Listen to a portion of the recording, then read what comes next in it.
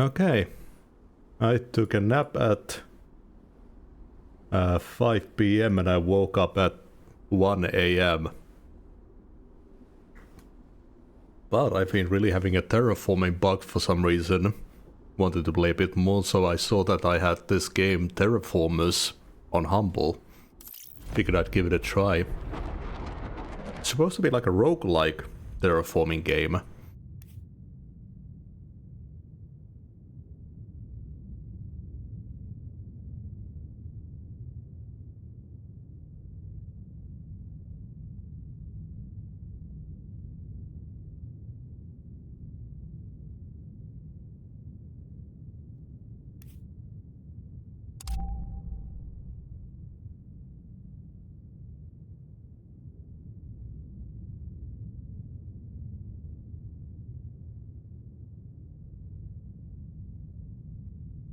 Hmm?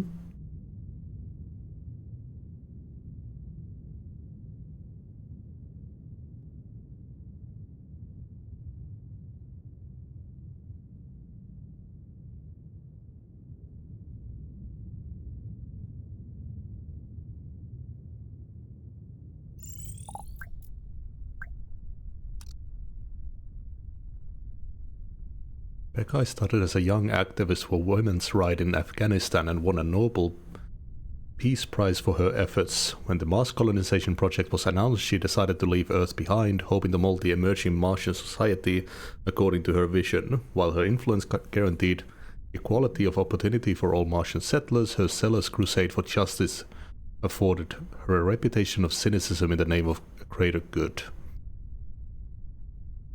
When you found a new city, gain support per turn.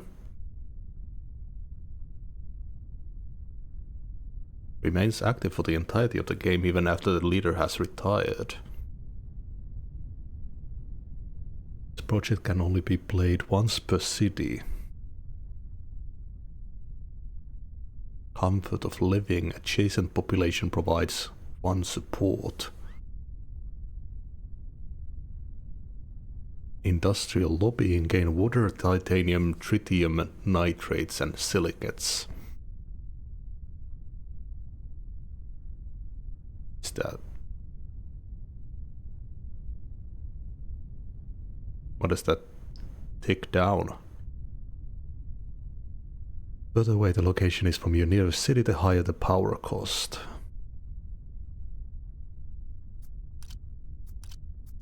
Okay, so the lobbying and dialogue center change. Thomas made the headlines for his daring expeditions to Earth's most remote locations and joined the Mars colonization project to unveil the Red Planet's terra incognita. He climbed Mount Everest in his early 20s, explored the harsh landscapes of Antarctica and the Sahara Desert, and mapped out previously undiscovered underwater caves. The mountainous landscape and harsh conditions of Mars offer the perfect challenge for the seasoned explorer. Increases your silicates production by 1 for every new 3 silicates you start producing.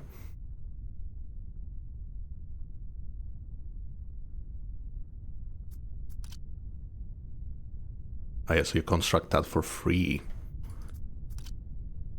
Supply station. This project can be placed on any location on the planet, even ones you do not own. Exploration missions by your leader can be undertaken from here. So we can explore with him too. That's what I'm getting from that.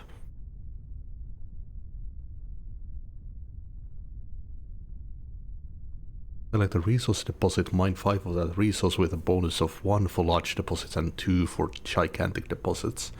This skill costs power equal to the distance to the chosen resource deposit.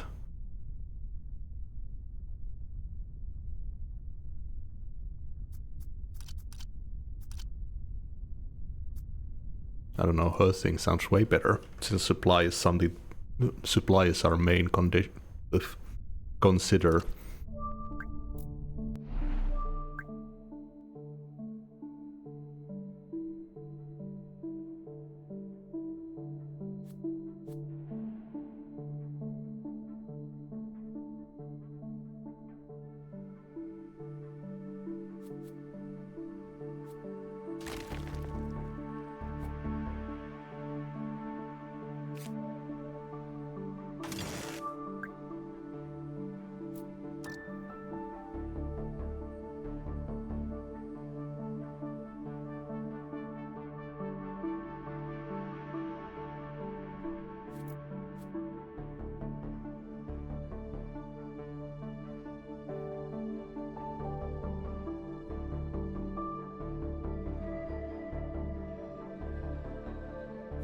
Wonder how many of these characters we get.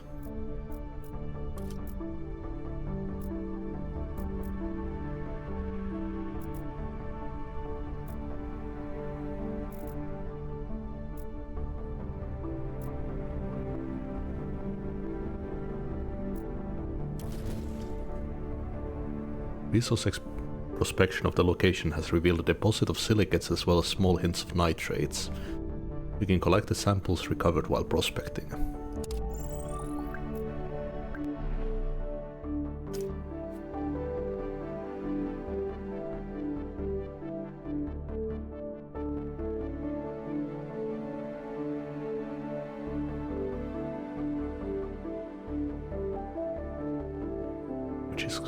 Which is closer?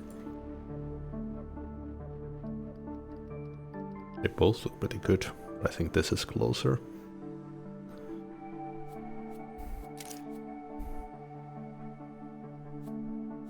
Okay, so it is turn-based.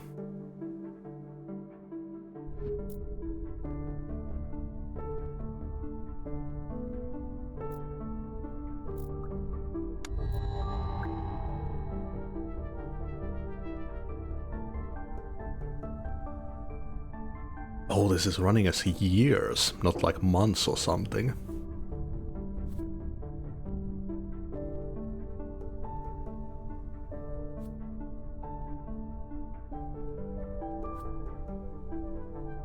Tritium thermo generator.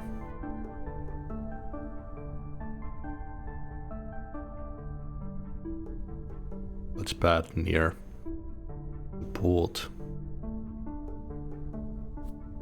Or bad near population.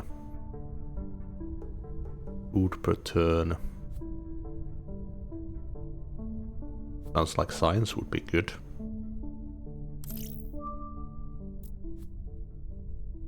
Yes, they're like cards.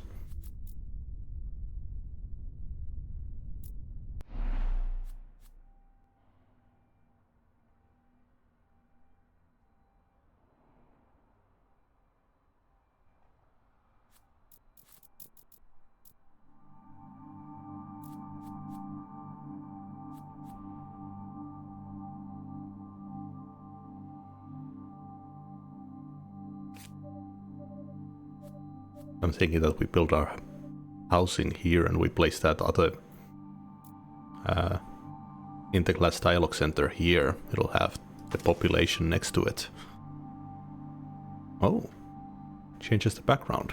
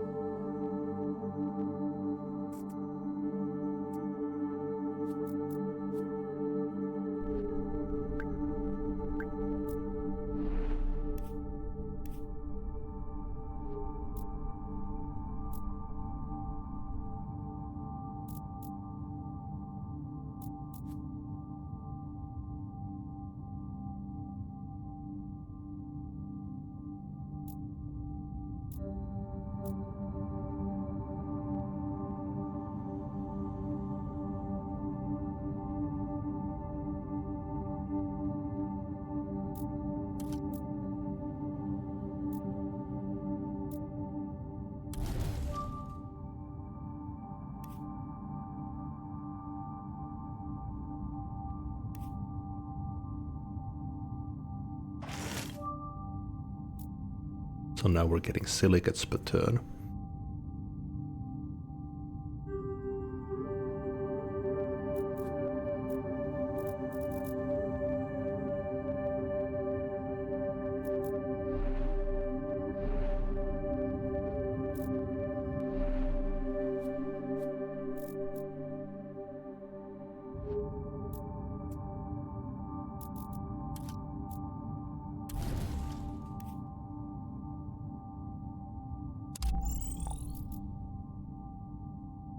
Exploration milestone.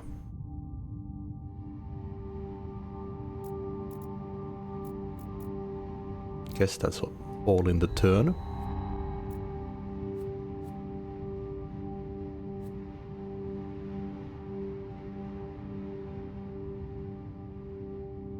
I'd assume that we want to get some power.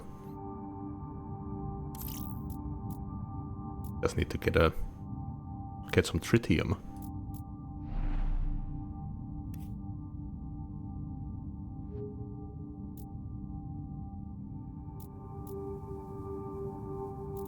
Oh, can it only be one kind of resource you get from an area?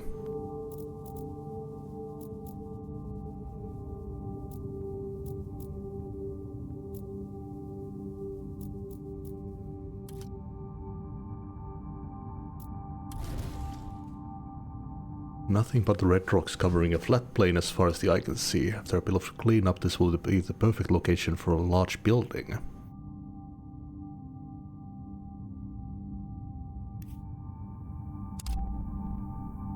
Lost batch of supply crates. They went off during delivery and were never recovered until now. The contents will be of great use to your colony. Oh, nice.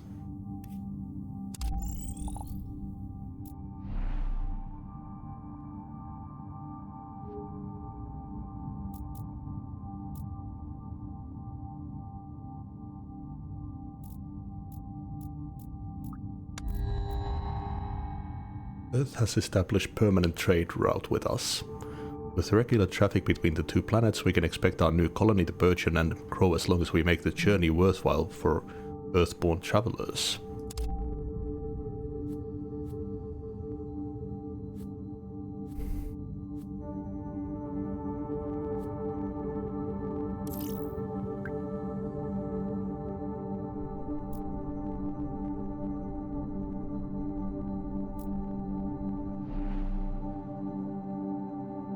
I really like the art style.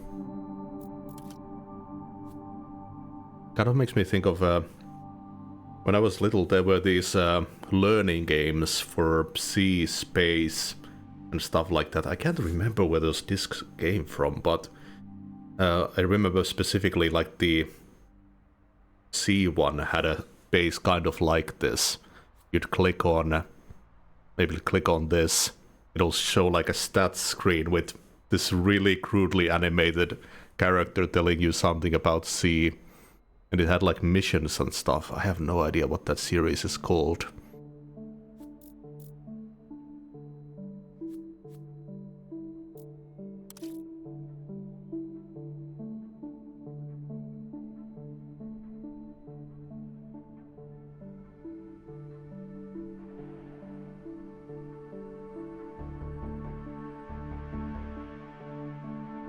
I guess we'll export the silicates we're getting and get this tritium stuff.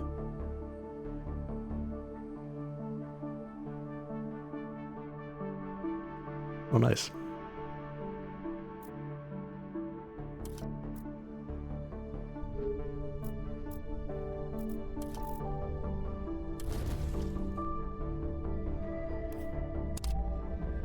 Oh.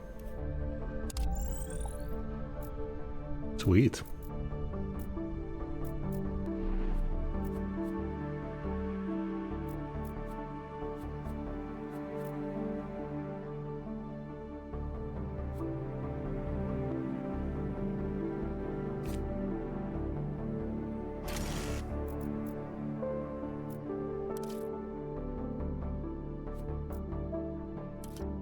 Okay, so with research, I guess we can get another card per year.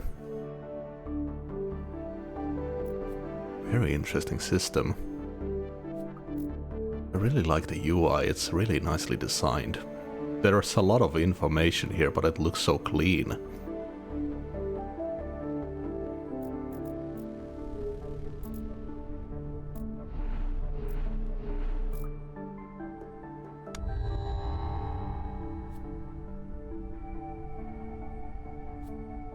Robot hub.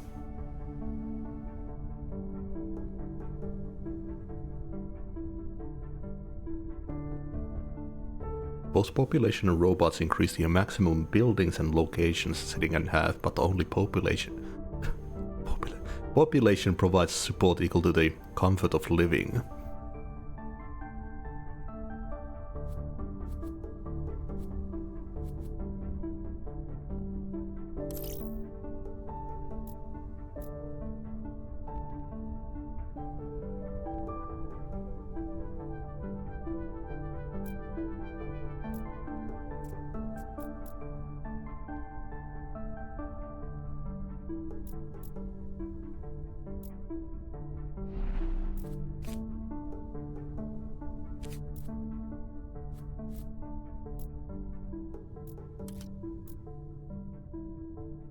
Oh, it takes support.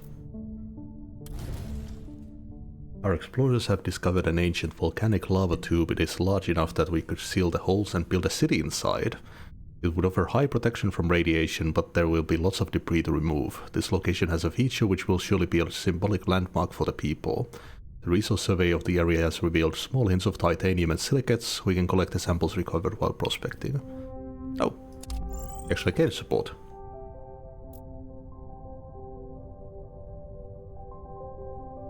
Cities in lava tubes receive 50% less damage from sandstorms.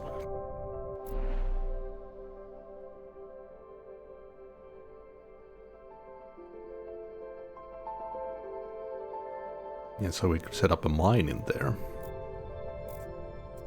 I wonder, I'm guessing that this is global. I would need to worry about individual resource management.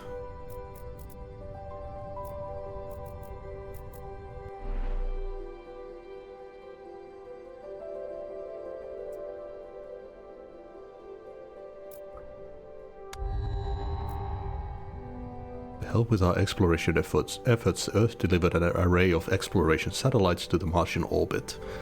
This allows us to map out remote regions from the comfort of our homes, without having to send an exploration team into the unknown. With this powerful tool, the Red Planet's secrets shall soon be revealed. Exploration action, the recharge time is fixed. So an extra exploration action.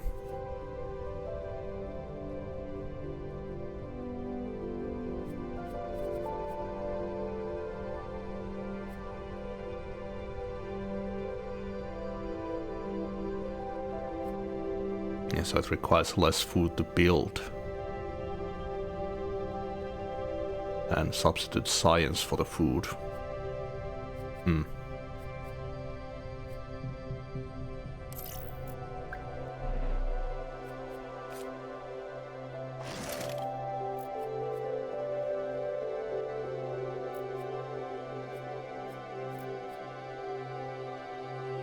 And they don't consume any power to explore. Okay.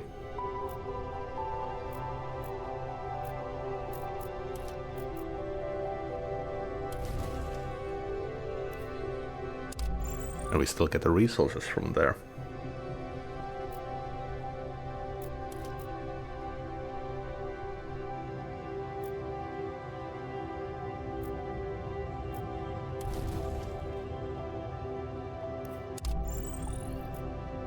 Okay, there's a tritium deposit here.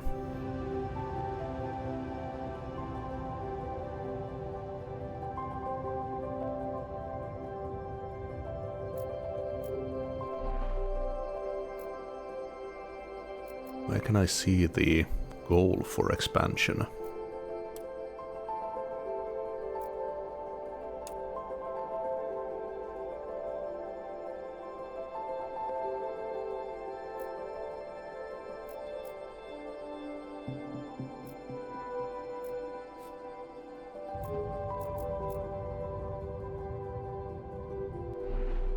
Oh, it's an extra population.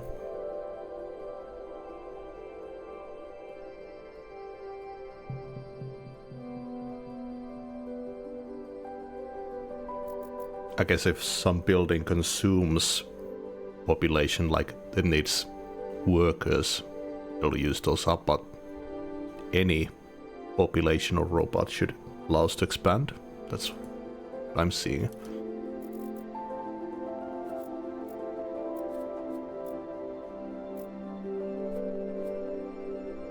Oh, I can afford this now. Adjacent population provides minus support, so we don't build it next to population. Now we have a source of power. And it doesn't even consume anything per turn. Unless you place it next to population. Very nice.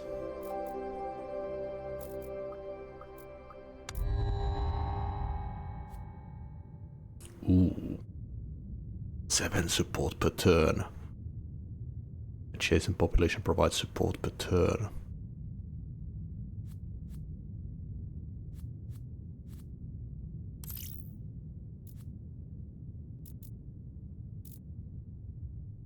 Seems pretty sweet. Oh, I think this big bar is the population goal. God damn it.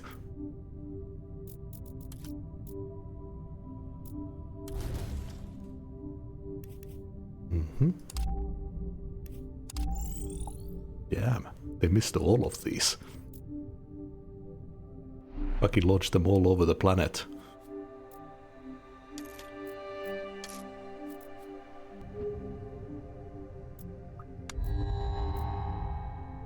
As the colony grows and basic amenities become more common, so do people's expectations. The hardships of the early years are soon forgotten, and a warm bed, nourishing food, and regular entertainment are no longer considered luxuries, but requirements for a comfortable life. Your hardworking colonists expect their work to pay off, so it's only natural that their expectation rise as time goes on. There's nothing you can do about it, this is simply human nature at work.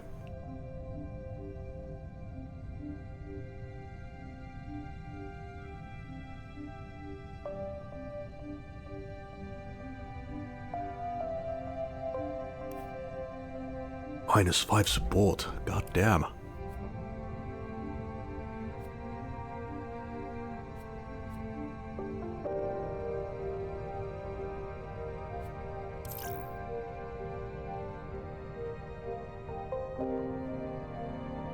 Chance that your people's expectation will rise.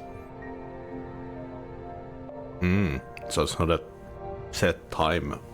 It's completely random, so I could get lucky and have very delayed rises in support.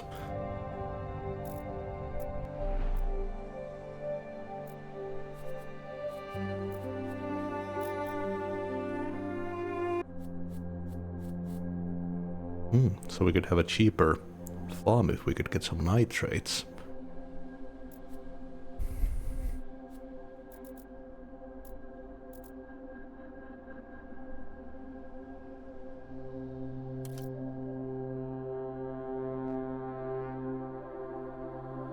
Ooh, it's the connecting slots. Damn. So I guess it would be best built there.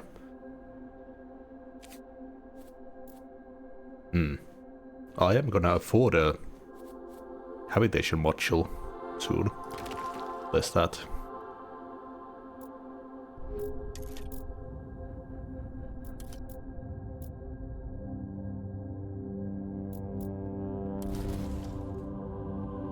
Our explorers have stumbled upon a crater, which would be a great location to start a new city. Crater rim would provide some protection against radiation, and eventually it could be domed over to enable people to walk around and live more easily. Ooh. A big dome.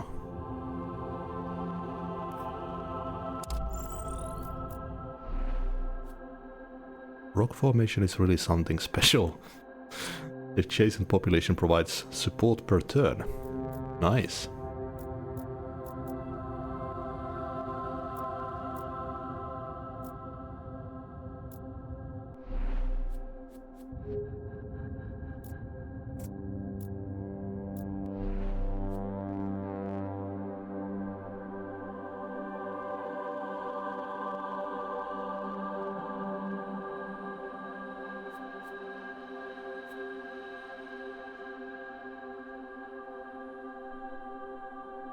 Every population living here will produce a base value of -1 support per turn. Ah.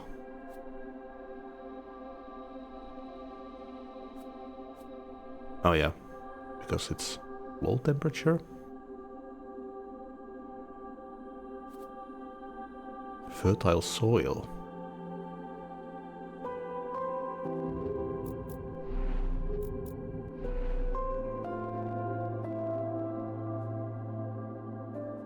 Every population living here will produce a base value of plus support instead. Not bad. I am mostly trying to locate a source of nitrates so we could get this tuber farm going.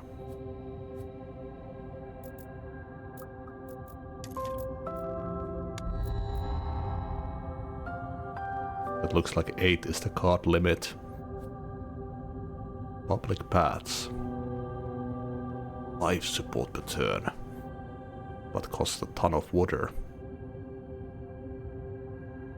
Citizen population provides 2 support per turn. What was this? Well, this gives comfort of living as well. Oh, we would be able to counter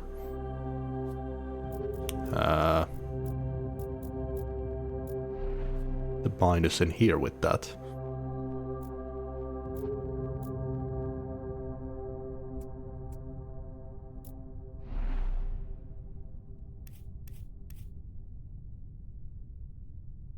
Extract water for oceans, gain ocean. Ah. Yeah, so the game takes place in stages.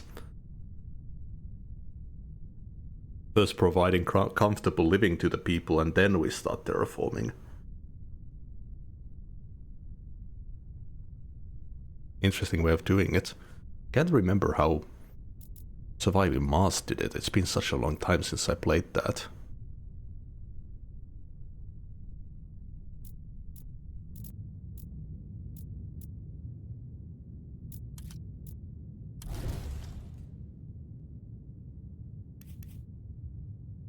Another crater in there.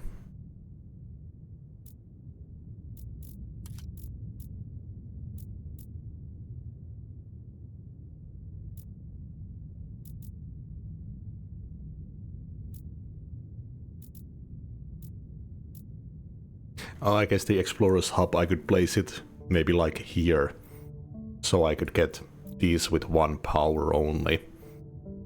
That wouldn't be a bad idea.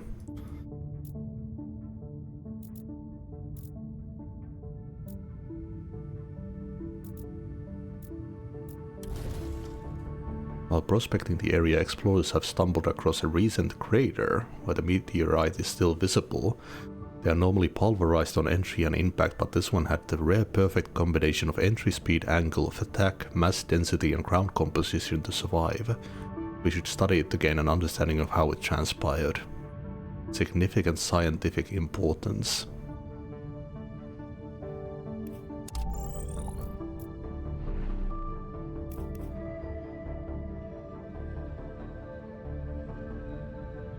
Ions per turn. Or we can just grind it down into nitrates.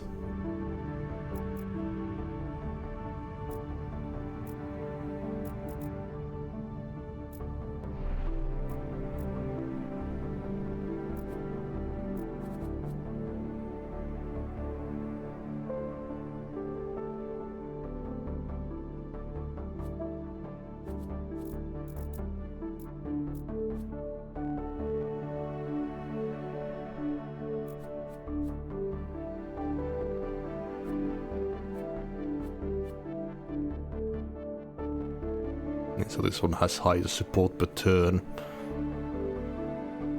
Oh no, it doesn't. This one has a lower adjacency bonus.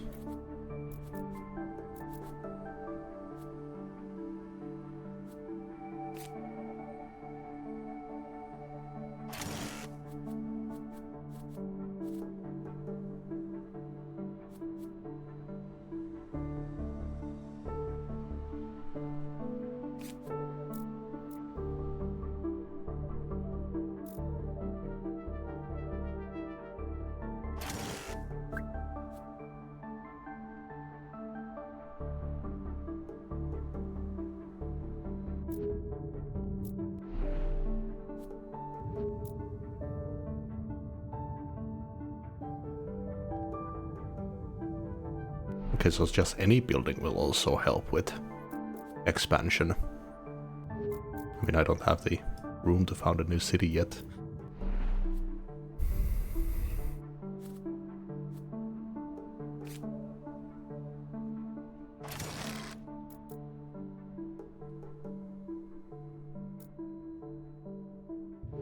Now we do.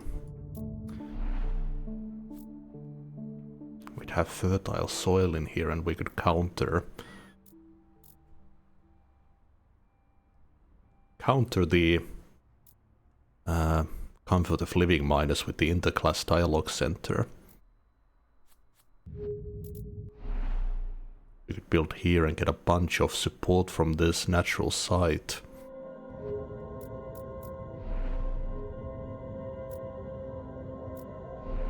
We could get some research from that.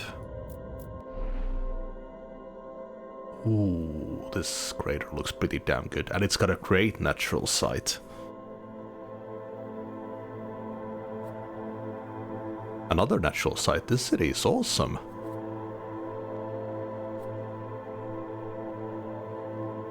Hell yeah, we're getting this one. I need more food.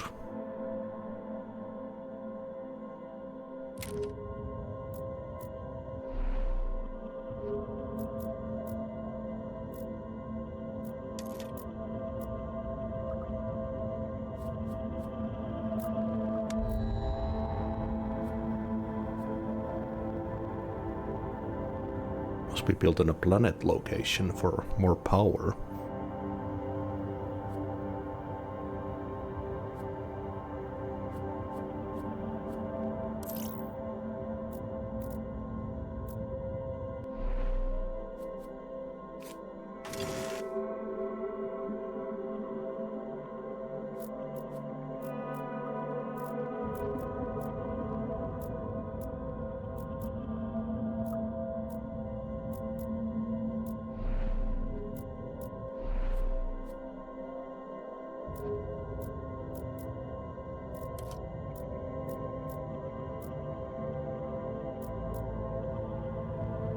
Hint of heat, hint of atmosphere. Ah, for terraforming purposes.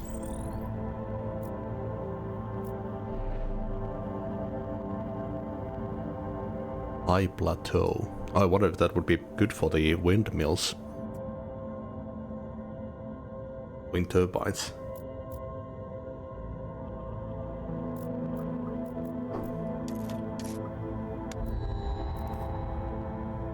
This year marks the beginning of a new term, and it's time to choose a new leader.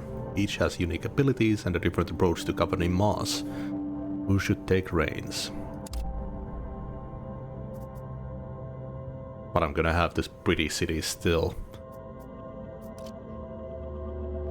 Gustav Misoyan, Artificial Intelligence. Gustav is an expert in simulation programming and created the Mars colonization simulation with the help of Jorge Dromedo? Both an Armenian father and Swedish mother who met at a demo scene event.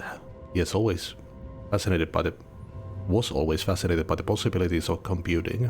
He understands the importance of testing new real-world applications in the controlled environment of a computer simulation, and has been providing complex environment sims for governments all around the world. His expertise will greatly benefit our research branch. Okay, so we will always gain a specialization bonus. Increases your science production by 1 for every 6 robots you construct.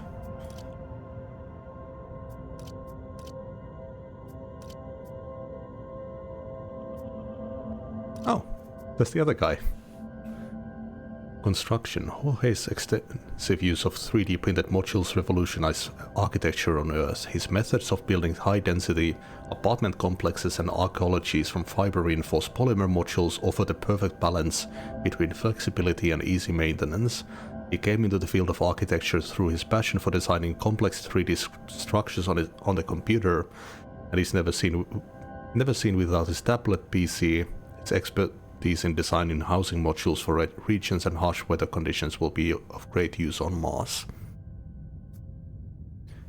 Constructing regional buildings cost 10% less resources. Regional buildings. What does that mean?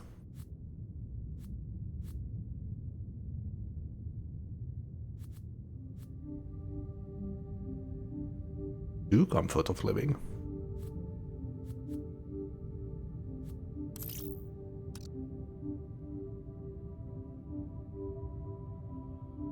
Regional, does it mean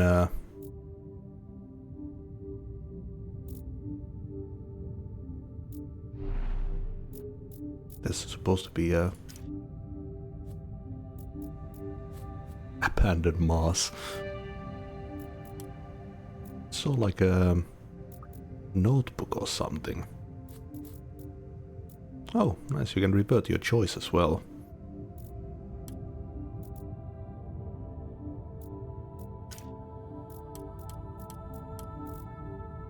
I guess it's only available in the menu.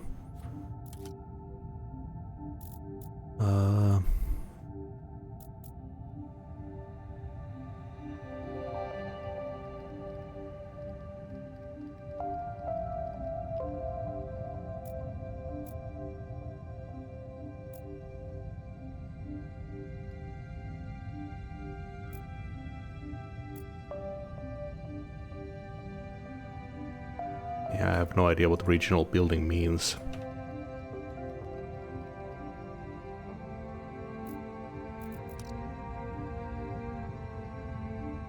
Destroy rocks for free. 2 rocks for free this turn. 2 modular apartment projects.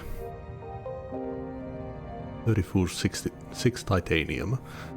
5 support per turn if adjacent to at least 1 other modular apartment.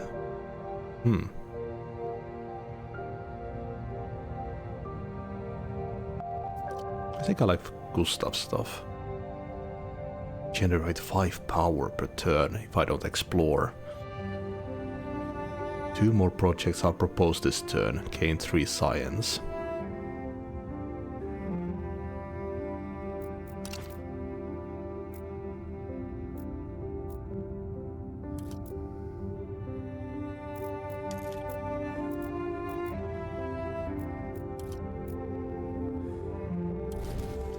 Big chunk of CO2 ice which can be sublimated to densify and warm the atmosphere. It will happen by itself if the temperature rises high enough, but we could accelerate it by detonating some nukes.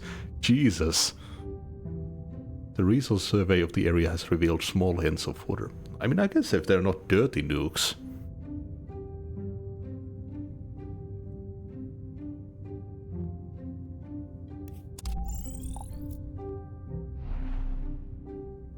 Drop nukes. Oh, it does raise radiation.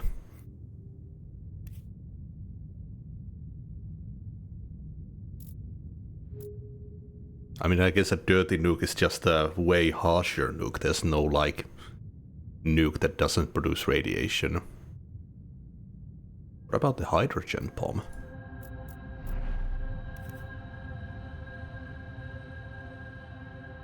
Raises global radiation by 1 for 3 turns. Location will become empty.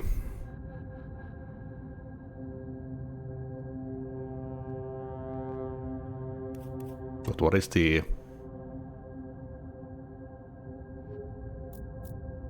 what is the point when it might just do it on its own?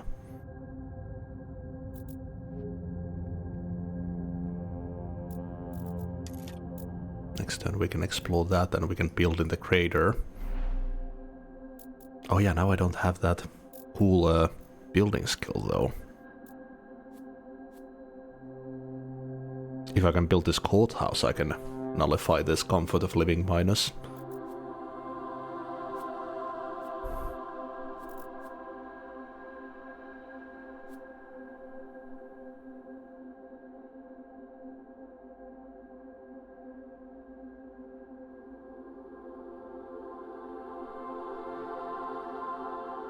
Click the button. Oh, well, I'll need to found a place there first.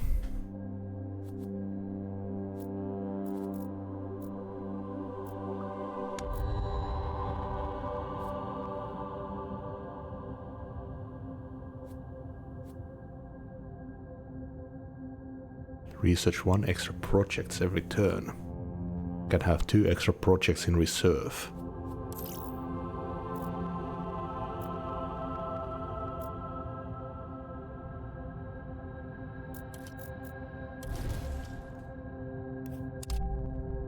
Nice. Well, that's a big help. We can immediately set up the courthouse.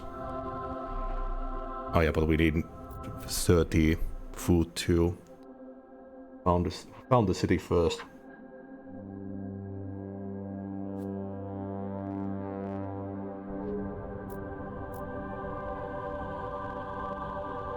What is the like verb found a city?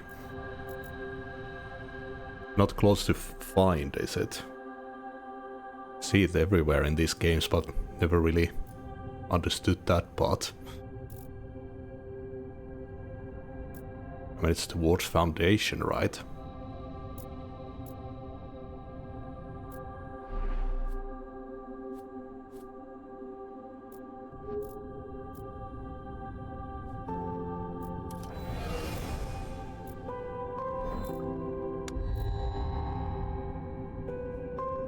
To increase their prestige, 3 big corporations are offering to set up a trade route and supply a city of your choice with valuable resources. Due to logistical considerations, only one trade route can be reliably maintained, and each company offers a different resource to help with your city's development. Which one do you want to take up on their offer? Titan Polymers Wayland Corporated Edison Fund.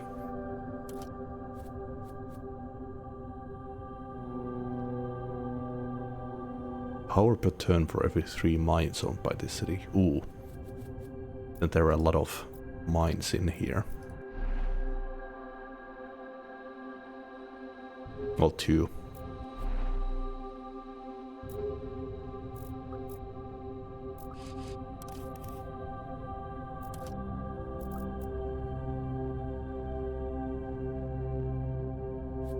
Guess we could use the nitrates.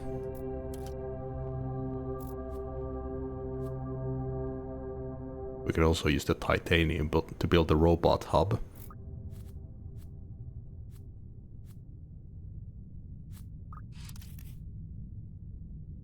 Oh no, it was tritium. I already have that coming in. Let's get the nitrates.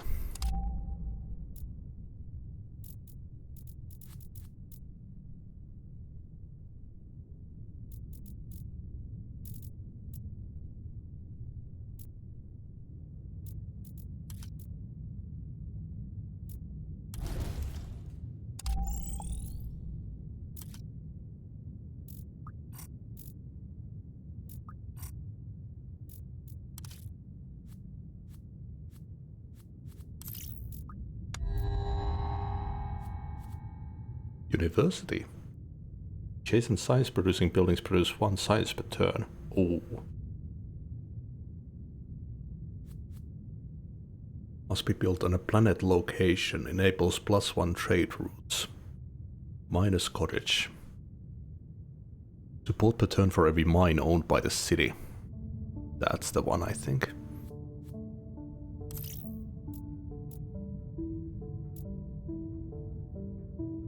I really like all these building options. None of them have seemed like ignorable or pointless. There's a lot of games where you have those cards that just don't really speak to you in any way.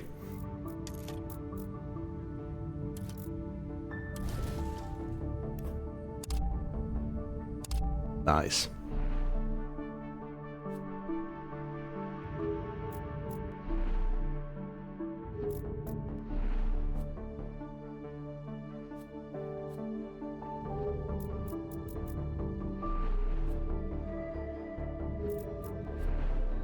I think I'll still build this. One more turn. Earth suggests we initiate the terraforming process. They provide us with a CO2 factory to pump greenhouse gases into the atmosphere. This will be an important first step in increasing the planet's temperature and atmosphere density. 12 power, 9 titanium. Atmosphere per turn, heat per turn. Entertainment center. Adjacent population provides support per turn. 2 power per turn, but -1 comfort of living.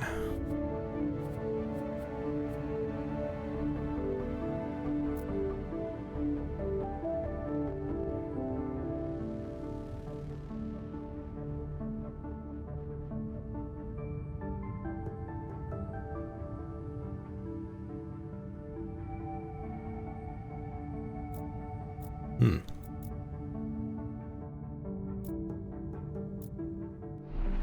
Okay.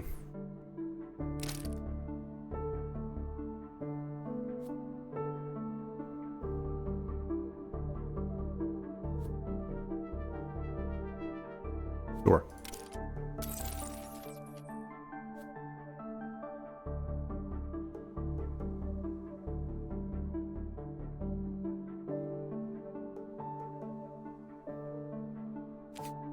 Wait, does headquarters count as population? It does. Ooh. Well, we can place it right there then. Since it only has one line anyways. Hmm.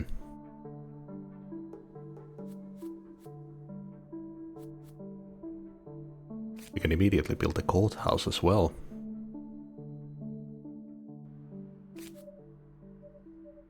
Build it there since the mine will be here anyways.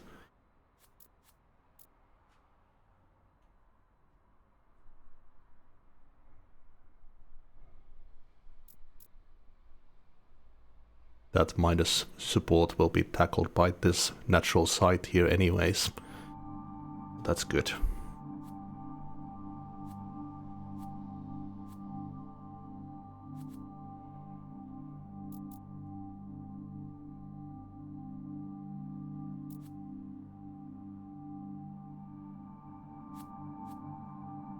Well, we don't have 3 mines here though, so that's a shame.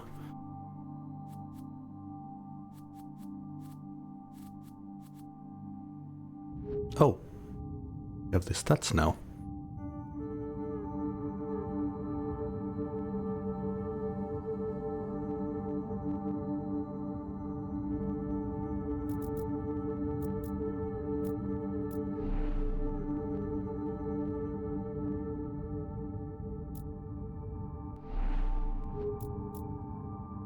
Does that mean that...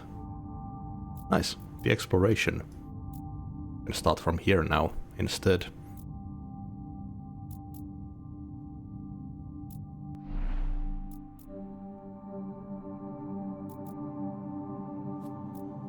Yeah, so titanium is needed for the mines. We should set up a titanium mine soon. This is nitrates, this one.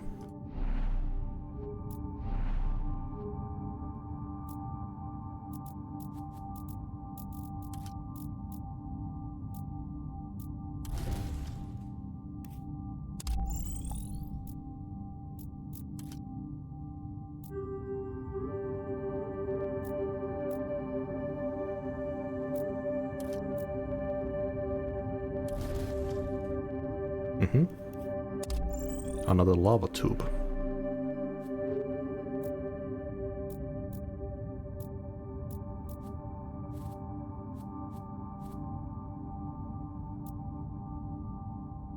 Titanium should be our focus right now. We've got enough support as is.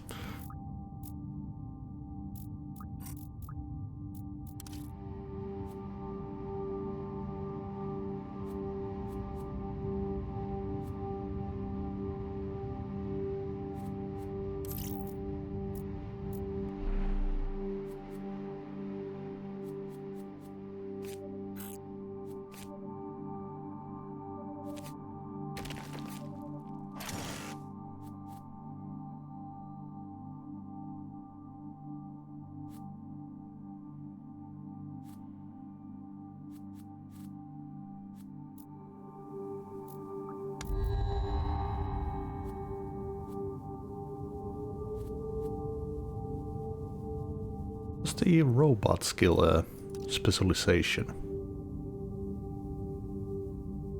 Yeah.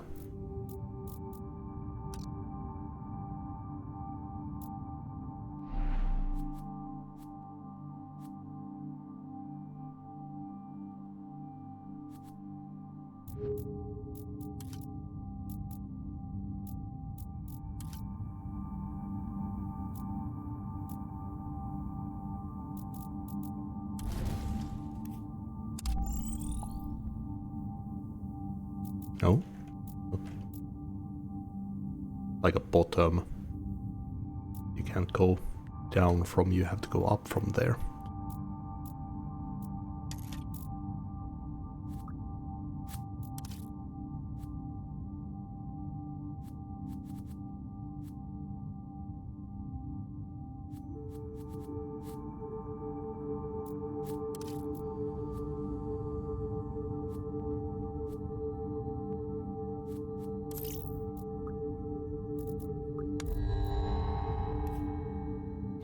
Scientists are making progress on adapting life to Martian conditions through bioengineering.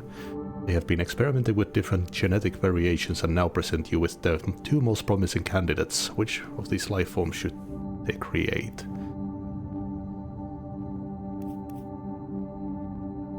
Cyanophyta.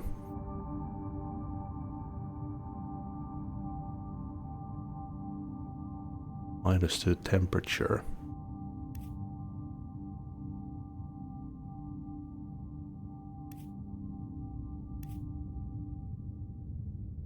So below that, any more minuses than that, they won't live, I guess.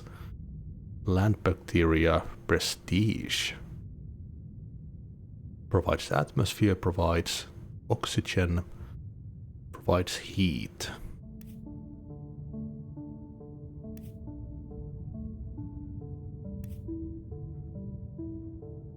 Well, this provides 2 resources.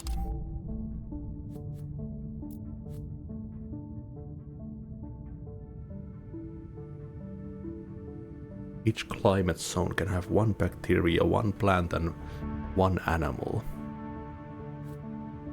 Ooh, nice, more food.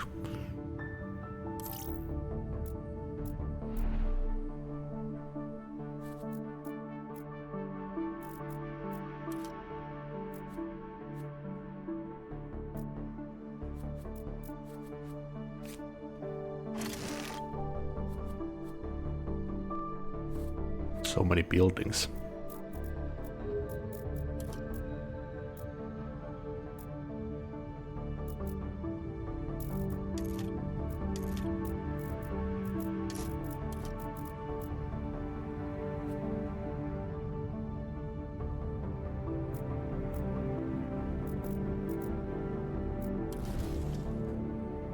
Nice.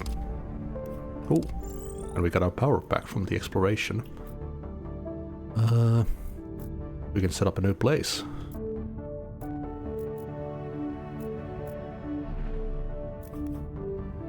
Titanium mine would be pretty sweet. It seems to be required for pretty much everything.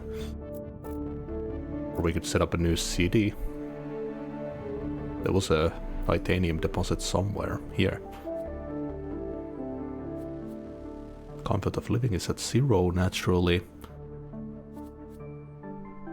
Got the titanium deposit in here, some fertile soil, and we get the support bonus from founding a new city. I wonder if there's any minuses to building a ton of cities. Doesn't seem to be.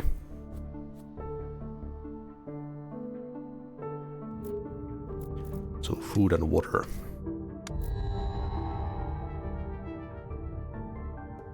-10, and we can still match that. Nice.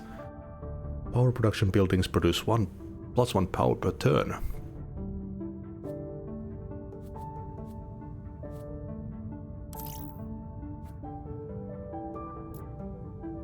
So we should focus our power production buildings in one place, preferably.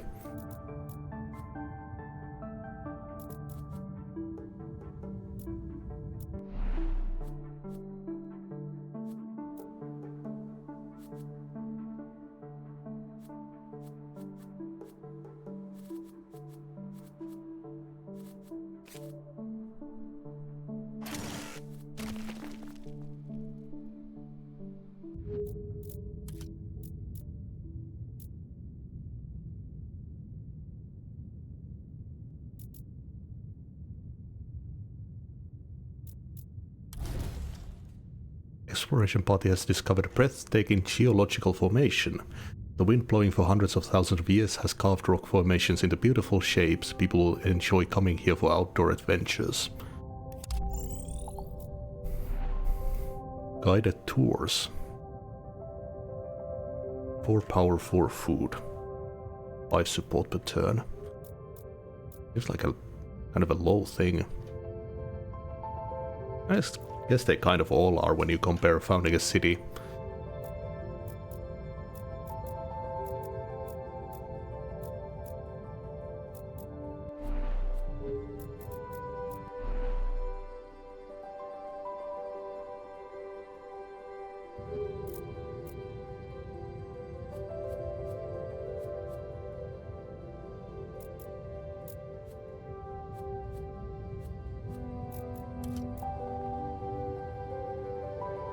Keep trying to find more titanium.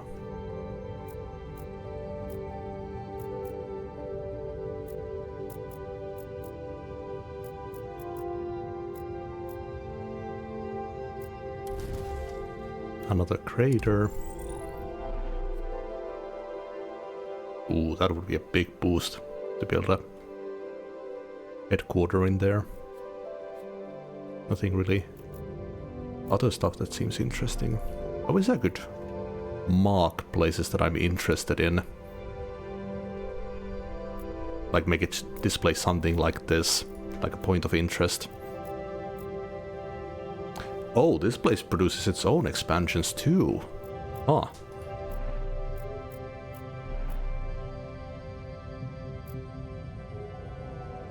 That's pretty cool.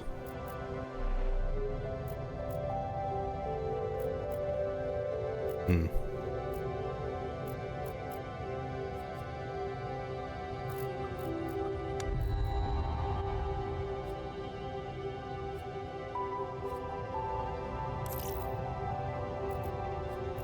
Okay, now we're maxed out.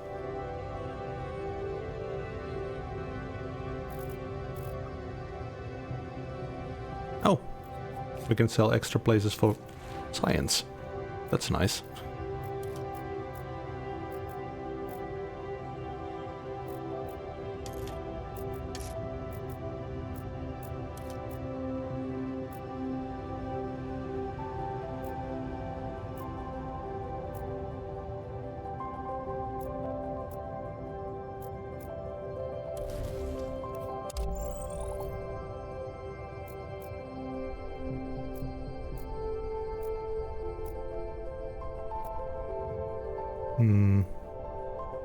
Next turn we should be able to found a city.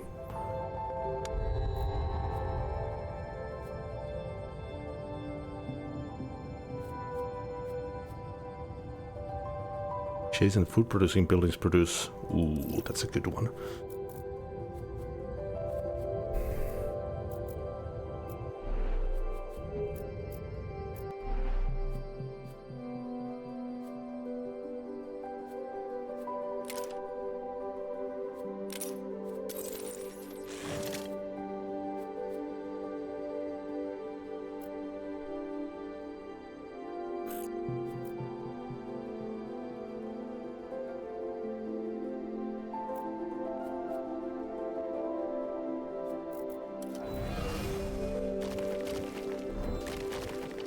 Ooh, would have been nice to have that guy who clears stuff for this one.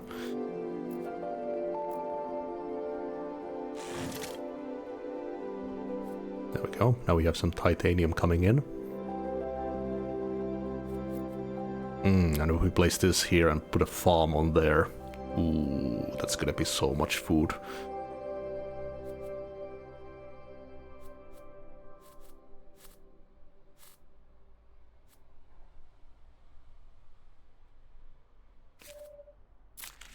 I think I'm good selling that for now.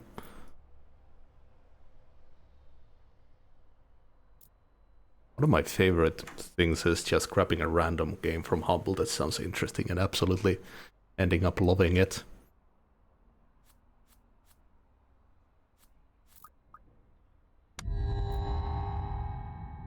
Oh, okay. Henry Carnegie, expertise, global warming. I guess it's good in this situation. Henry's industrial empire has often been criticized for not complying with global emission guidelines. He enjoys great popularity among the population of rural North America, where his steel mills and coal power plants create jobs for millions of working-class families, but the rest of the world frowns on his disregard for the environment. To improve his image, he offered to support the Martian terraforming process by filtering out the excess CO2 produced by his factories and shipping them to Mars, where increased global warming is a boon rather than a curse. Here his dirty approach to industry would actually be welcomed. Hey, good idea there. Mariam Fayed. Robotics. Growing up, Mariam was surrounded by stories on all sides. While she enjoyed Grandpa Tariq's war stories and listened intently to her father's recitations of the Holy Quran, her favorites were the tales of Arabian Nights her mother read to her before bed. The ancient stories of brass automatons and strange machines kindled her imagination and ignited her passion for robotics. Her innovative designs earned her a reputation as the Red Planet's leading roboticist, but her colleagues are somewhat bemused by her eccentricity. Still enamored with the ancient proto-sci-fi of her youth, her robot designs feature elaborate arabesque decorations and humanoid or animal forms. Brass automatons. I mean, I've heard of Arabian Nights, but I didn't know that it had stuff like that. Increases your power production by 1 for every new 4 power you start producing. Okay, so power-focused character. Drone hub for free. We could make use of Gustav's specialization with her, probably. Building these free hubs. Just make a robotics-focused city. More projects are proposed this turn. Gain science. Explore a location and collect 1+1 resources of every resource hint. Ah. So a bonus exploration thing. Okay, they both have the same exploration. Constructing mines costs less resources. Choose a mine, it immediately produces 5 heat and 5 atmosphere, as well as -30 support per resource it mines. Can only be done once per mine. Import CO2 from Earth, gain atmosphere, heat. I think Mariam sounds the best right now. Luxury workshop. Android hub. +3 robotics.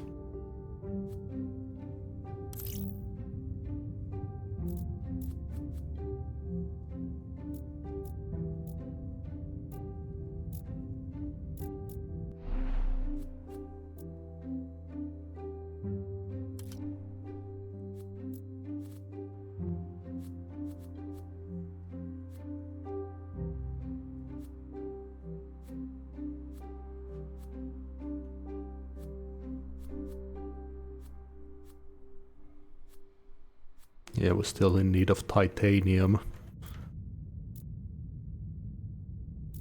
Seems to be the baseline resource for everything almost.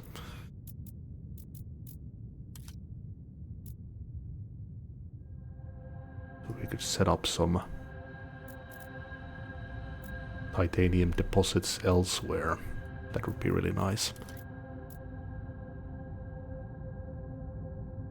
Ah, okay, you can only expand the nearby places, I see. Tritium isn't as necessary as titanium.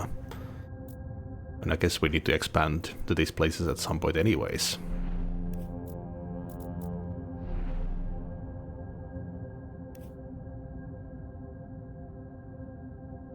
We could get some water for farms and stuff.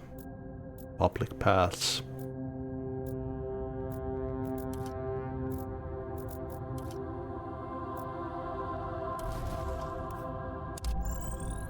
Oh yeah, I probably should focus on the titanium finds with her since she's got the prospecting tour. Some faraway place with the satellite.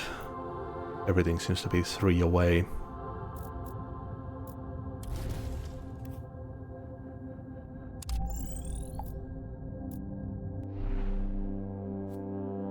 This would be a nice place for those robotics, just a ton of empty space.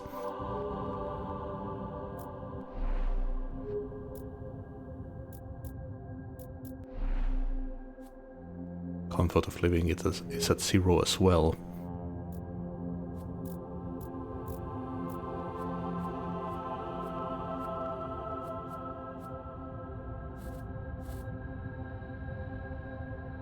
I'm gonna toss this for now.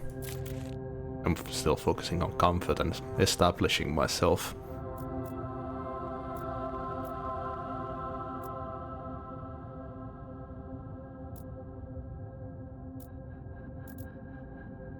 So it would be better to establish far and wide instead of right next to each other. Kind of has that Civ element to it.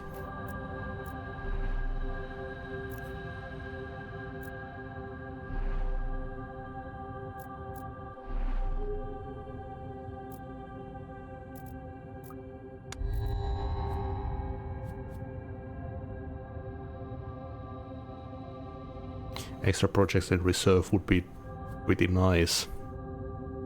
Homesteads. Support and population. Gas factory, atmosphere.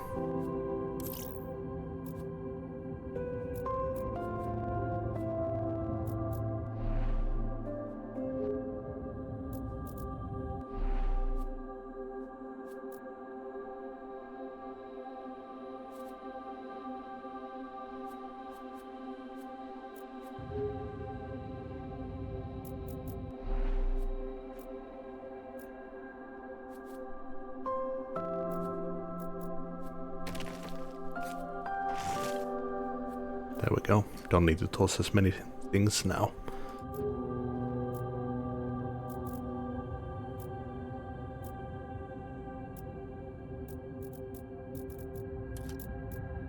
Ooh, power is running low.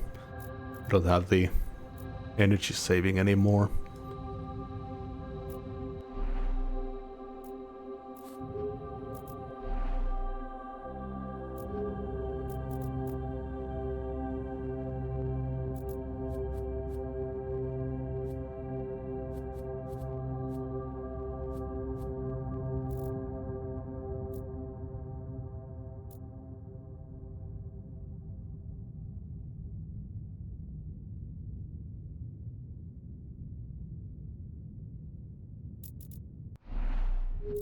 Probably should look into power production.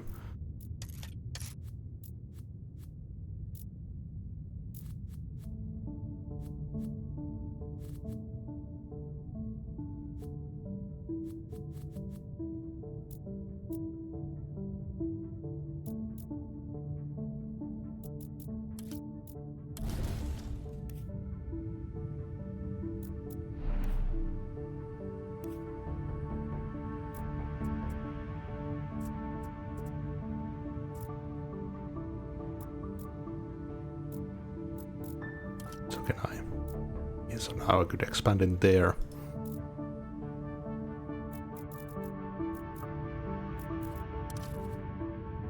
Oh.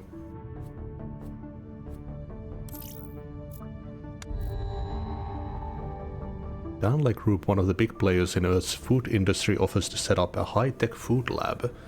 Some years ago they received negative backlash for attempting to copyright the DNA sequence of common plants and animals. Their generosity could be an attempt to generate buzz and cover some scandals. Built in a city. It's another food boosting place, but it costs so much science. Well, let's just grab the support. Import tritium from Mercury.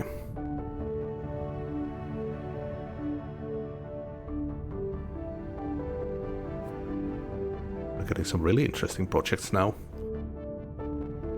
Silicate for every 3 mines owned by the city. Ooh, if we could just find a place with 3 mines in it.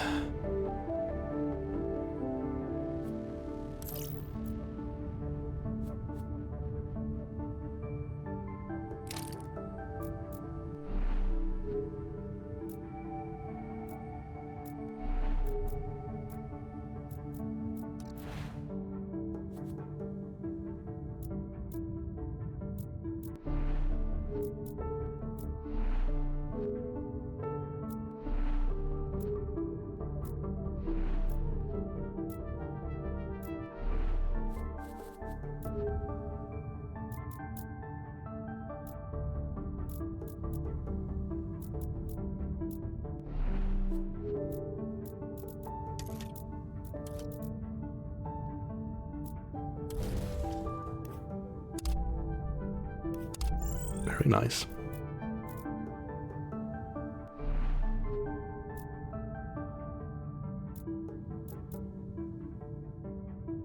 We could get the support from the tour here and then dig into the mine there.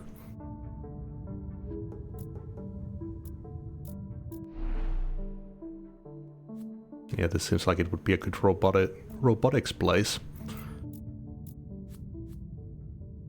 Or power production place.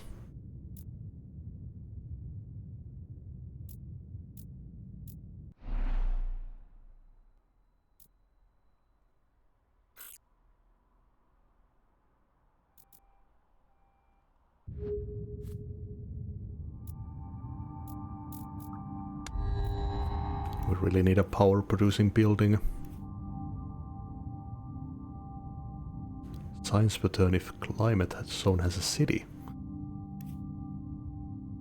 Artificial bacteria. But it has an oxygen requirement. Space hotels. Robot Ingenuity Center. Robots in the city provide an extra... Ooh. God damn it, everything sounds so good. It's hard to decide.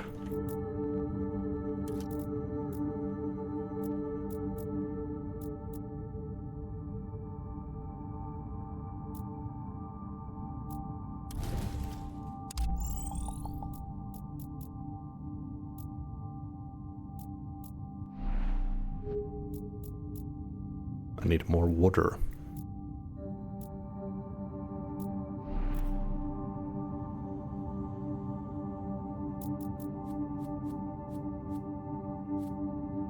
And more power.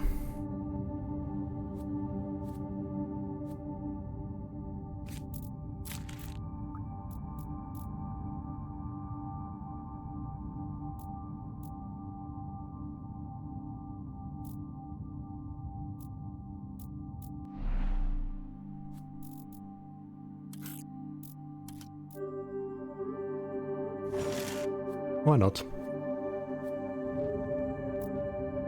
Do something for the turn.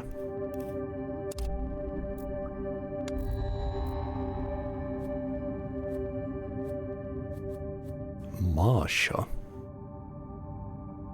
Population is fully protected from radiation. Ah. House printed from regolith and providing protection against radiation.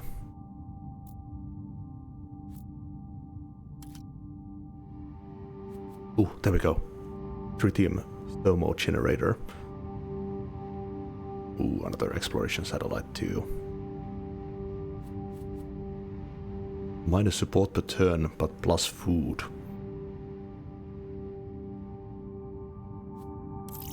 We need power right now.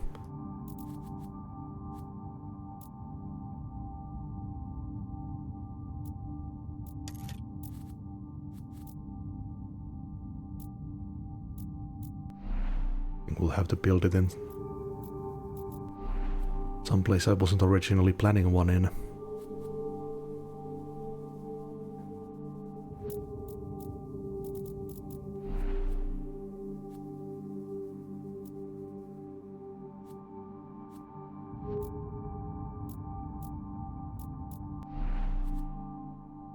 Maybe I'll sacrifice this spot from the farms.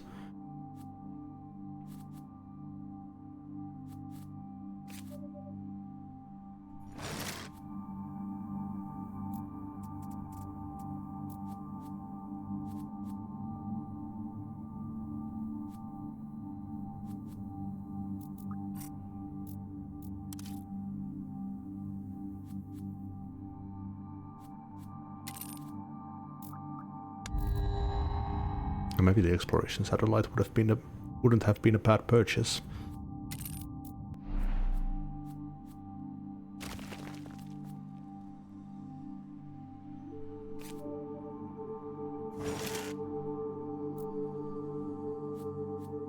Very nice.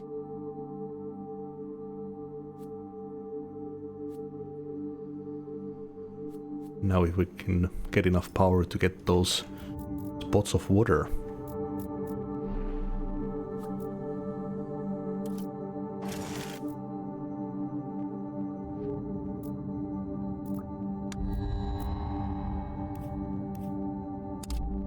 Ooh.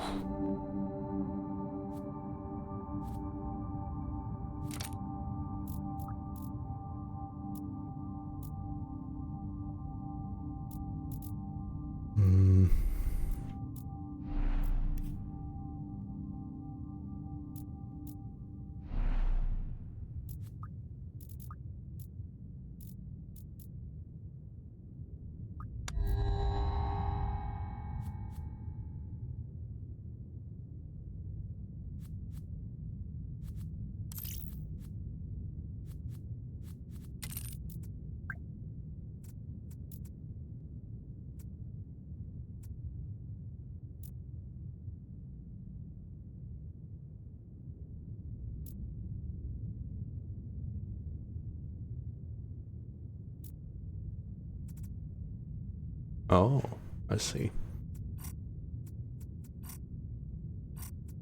But I don't have trade routes for that.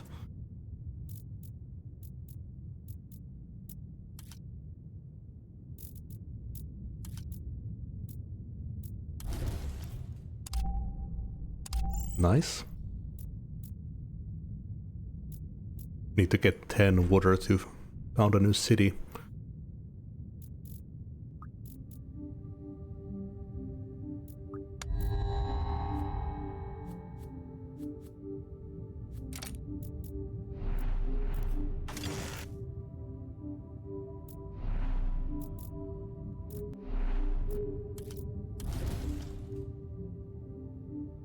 Ah, but if you get too far, it'll provide minus support.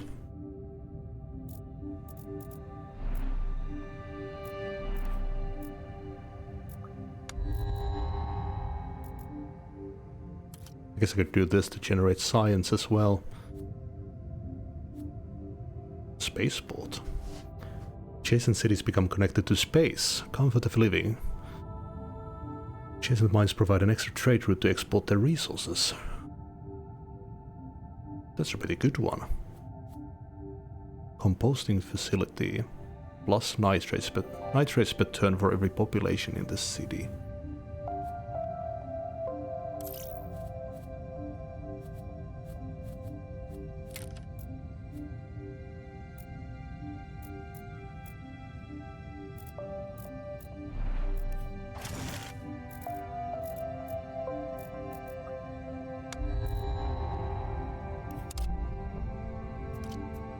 Ayesha Khatri. Ayesha was born into a wealthy Indian family, and while she spent most of her life in lavish manors with well-maintained gardens, the pollution plaguing her country did not evade her notice. Using her family's ample funds, she developed new methods of waste disposal and recycling. Her first recycling plant was a great success, and the raw materials extracted from garbage heaps came into high demand on the market, as they were much cheaper to procure than those hidden deep within Earth's crust. She fully embraced the title of Trash Princess, adorning her entire body in jewelry made of recycled gold. Her advanced recycling procedures would be of great help in making the Martian industry more self-sufficient. Removing a rock provides titanium. That's a nice one. Convert silicates. Oh crap, I have so much silicate. Storm in Huygens outpost whipped rough sands against the facades of your buildings. Damaged the structural integrity of the headquarters.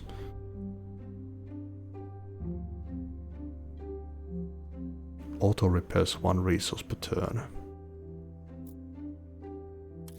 I have a lot of food.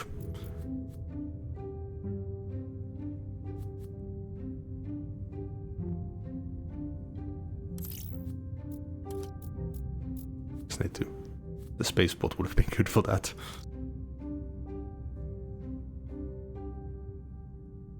Convert silicates into titanium. Sewage treatment plant.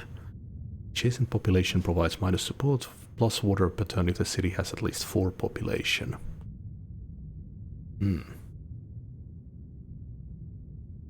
and prospecting. Nailia Polatbek, diplomacy.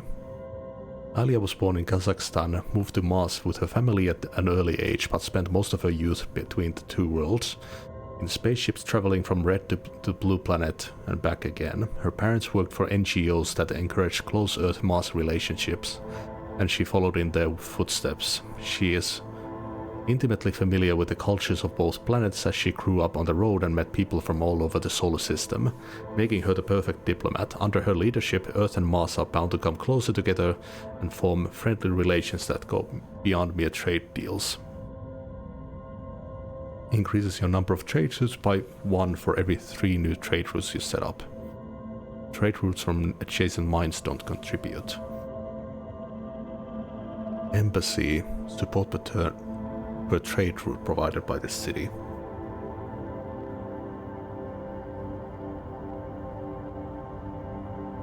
Like the city, it produces its support a second time this turn. Each city can only be selected once per leader. Explore a location and gain support. I like these recycling options.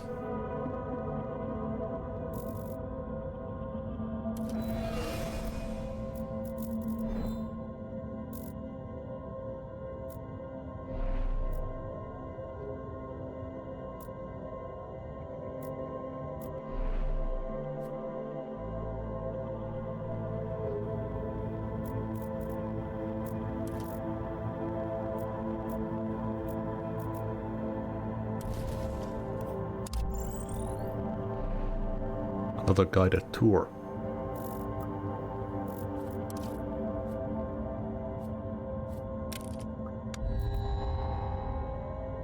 O'Neill cylinder. Earth wants to build an O'Neill cylinder and asks for your contribution. The extensive Martian expertise with artificial biospheres will be of great help in the project. However, accepting such resource-intensive joint venture won't be welcomed by your population, as they believe those resources are better spent on Mars and our valuable knowledge should not be shared for free. Enables 4 trade routes. Costs 1 science less for every terraforming parameter you increased. I don't have another use for the science anyways. I do have some, but I'm not fully set up to put those in yet.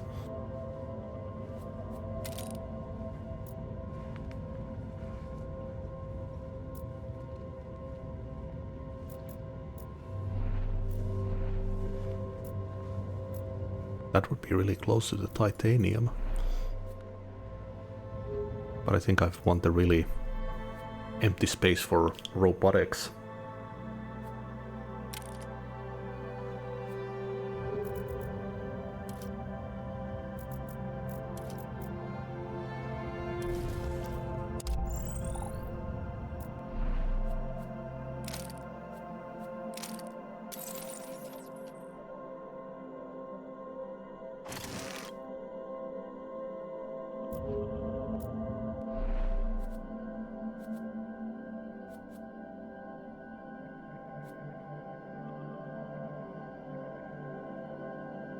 Okay, that's a global one.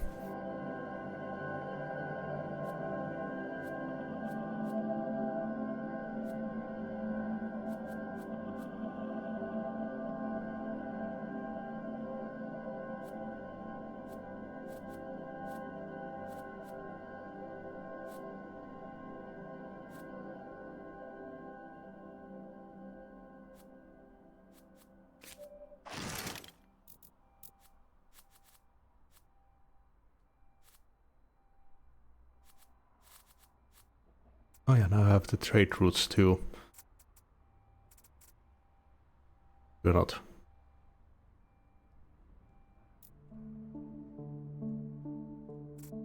Oh yeah, I need to build the thing first, of course. So I still need to find a trade route source.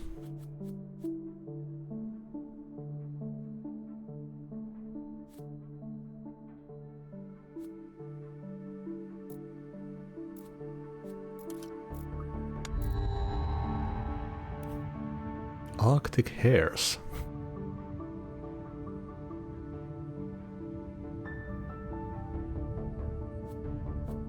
I don't even have one oxygen though. Is there an area that has one oxygen?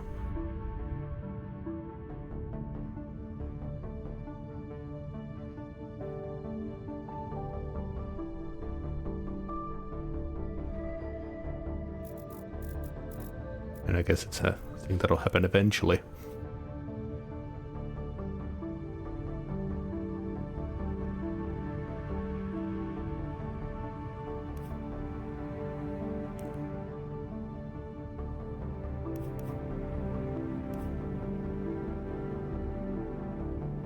Let's get some pine trees. We can set them up near Newfoundland.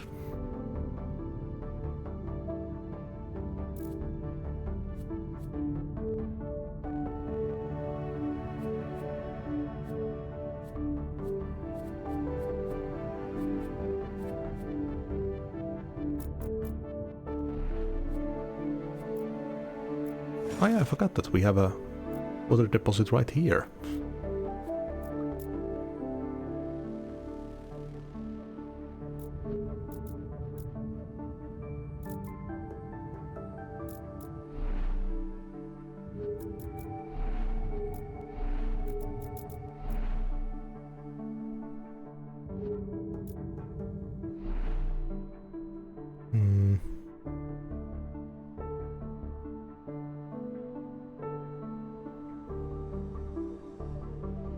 Need to build more population too.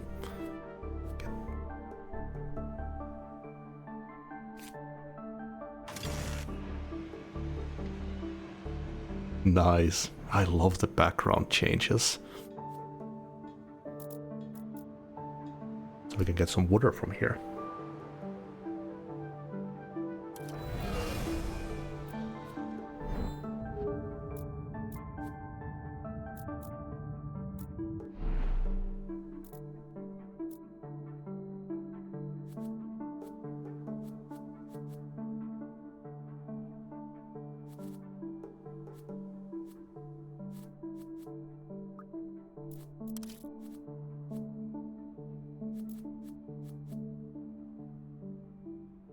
Placed on a high location.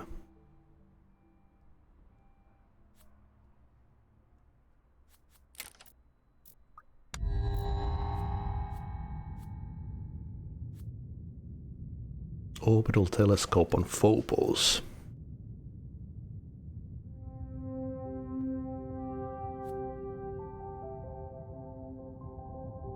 And that's a one specific thing. I think I'm good.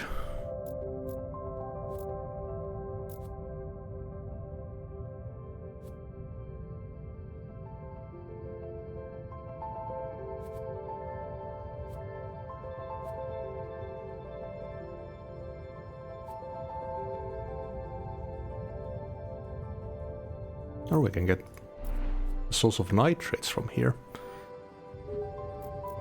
That's not bad either.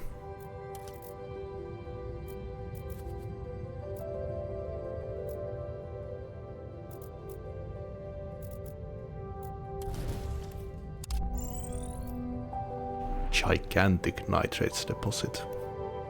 Yike.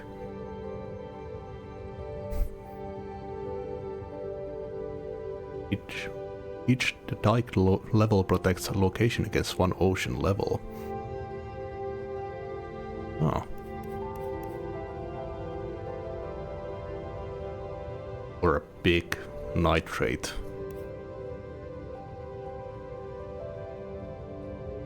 Nitrate source.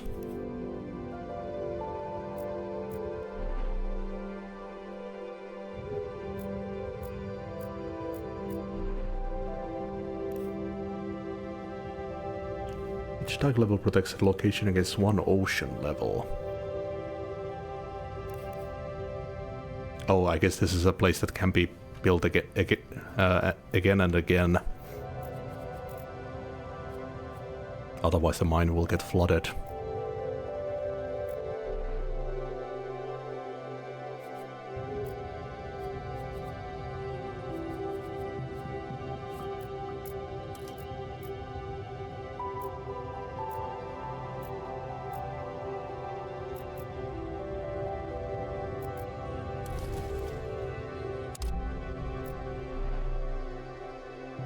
This plot of land contains a unique composition of regolith. Scientists would love to perform research here. Ton of fertile soil as well.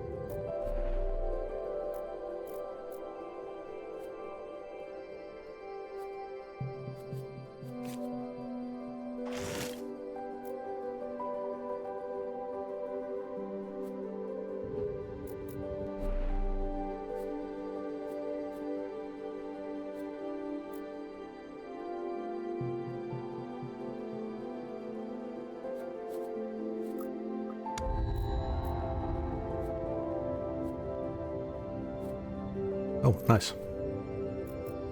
Been needing that one.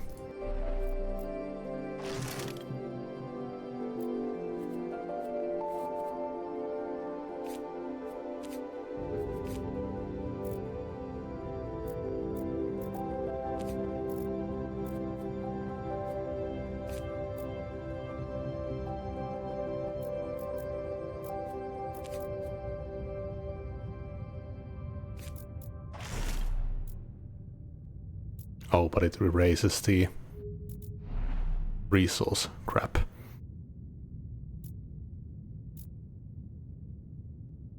Okay, let's get this thing out of the way quick so we can increase our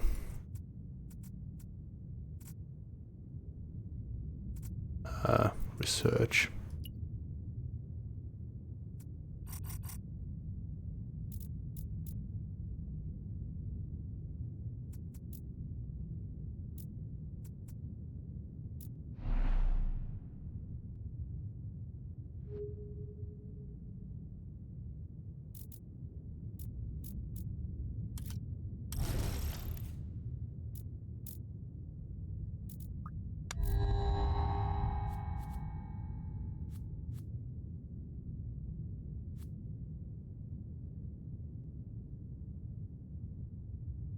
Mm-hmm.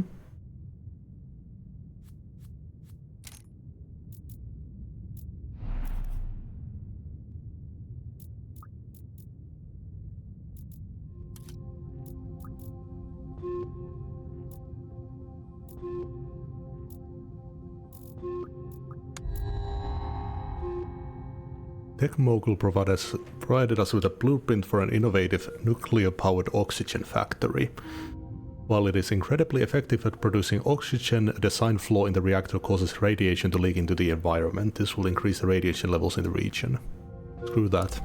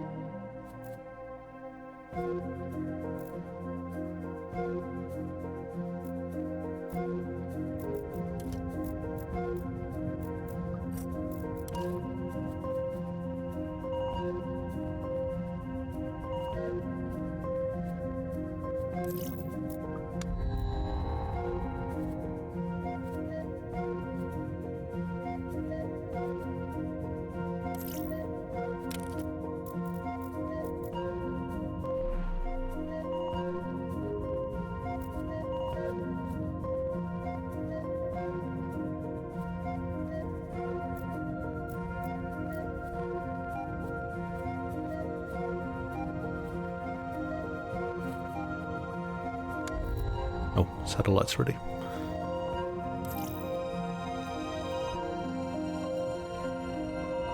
GMO lab. Sure.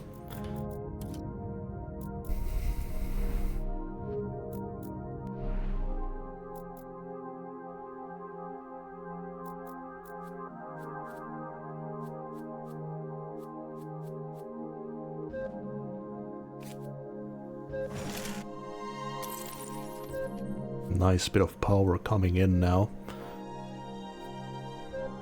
Don't have to worry about it as much anymore.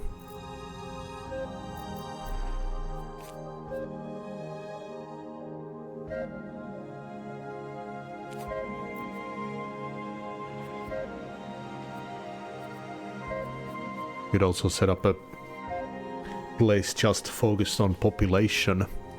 Wouldn't be a bad idea.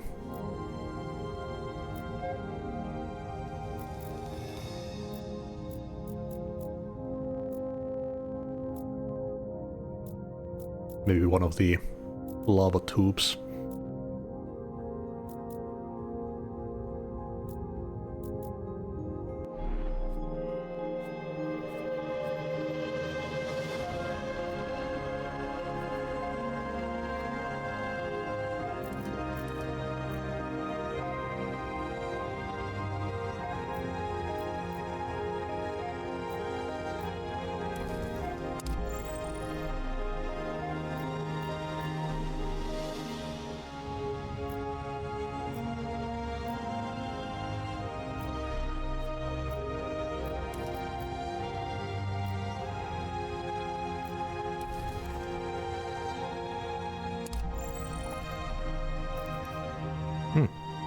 Comfort of living.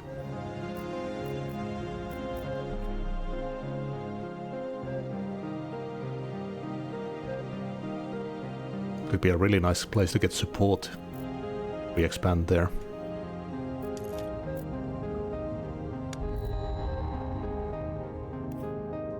Oof, minus 20.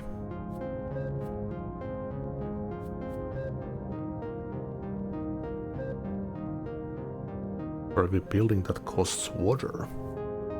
Is that the building them costs water, or they need water to be maintained?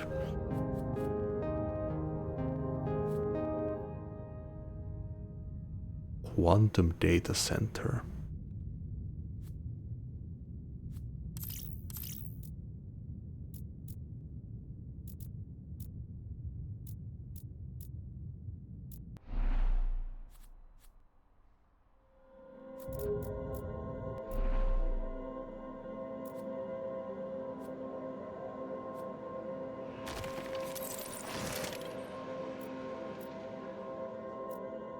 Okay, getting some extra nitrates now.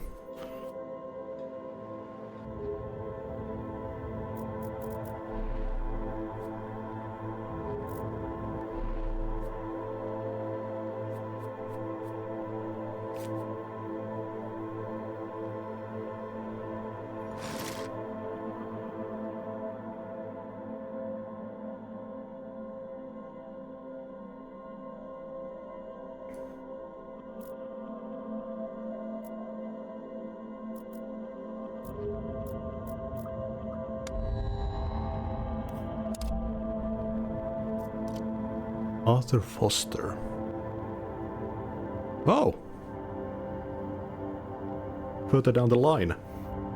Like his pioneering ancestor Thomas Foster, Arthur was always drawn to adventure. Unlike Thomas, he no longer had a pristine unexplored Mars to discover. As previous generations of Martians already mapped out most of the red planet's surface, Arthur decided to uncover its underworld. Martian mining corporations showed great interest in his discoveries, as the planet's subterranean caves hide many valuable resources. To clear a path for the heavy machinery, Arthur used his own homemade explosives. Experimenting with different charges, he soon became an expert in controlled demolition. But after an incident that cost him most of the fingers on his right hand, he retired from adventuring and now offers his expertise as advisor. Isabella Torres. Life spreading. Isabella was born on Mars and grew up in a In a constantly changing landscape shaped by continuous terraforming efforts, like many children, she was fascinated by prehistoric megafauna like dinosaurs and mammoths, and she couldn't help but wonder whether such majestic creatures could be made to reappear on the Red Planet. When the ambitious terraformer Igaterini Petropoulo moved to Mars, the two women met in a small cafe and quickly developed a friendship around their shared interest. Inspired by Igaterini's bold projects, she performed her own research into terraforming, but with a different goal, increasing the planet's oxygen level to allow the evolution of megafauna. Increases your oxygen production by 1 for every new oxygen you start producing. Genetic modification, lower rain requirements. Reduce the rain requirements of life form by 1. This action can be done 2 times by this leader. Lifeforms can only have 1 genetic modifications. Propose to lifeforms, choose 1. 7 times by this leader. Destroy 5 rocks for free this turn. Increase your tritium production. Select a resource deposit, mine 10 of that resource with a bonus of 10 for large deposits and 2 for gigantic deposits.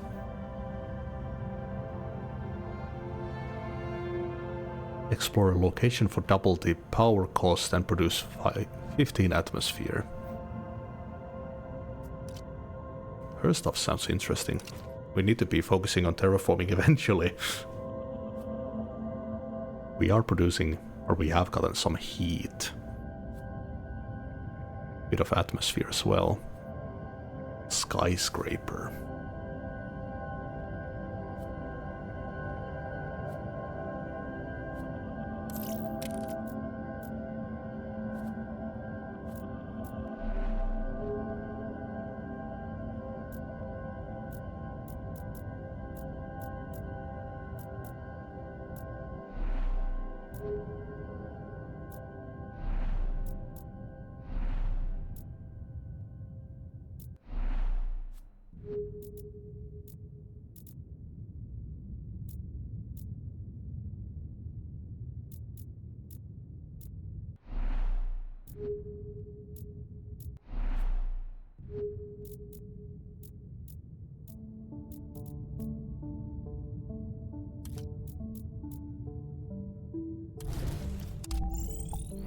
Yeah, so I think I'll aim for that population and support focused city here.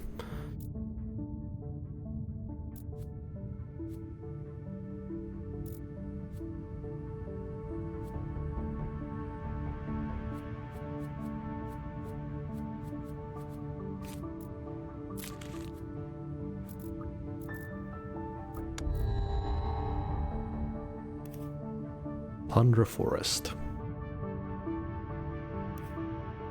Penguins.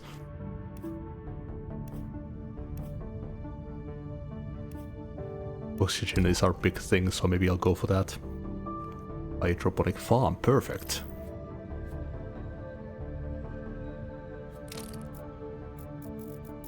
We can explore this, and that opens this place up.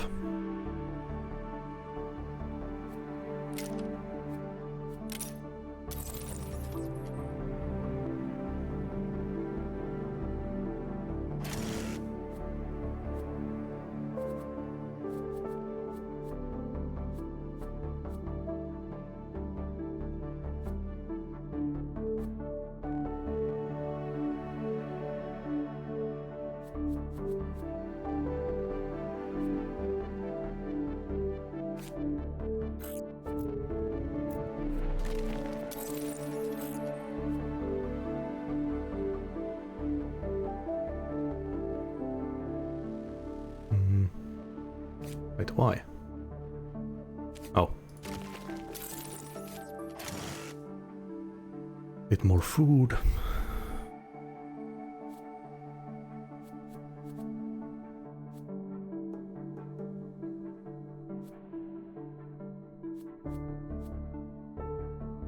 We can build some buildings in here. I'll plop the delivery drones here.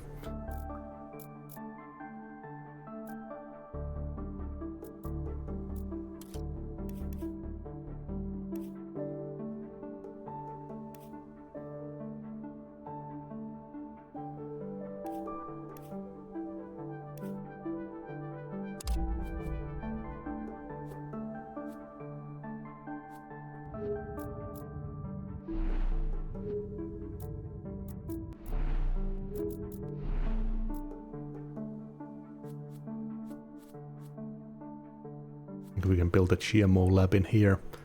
I should have built a farm in here though.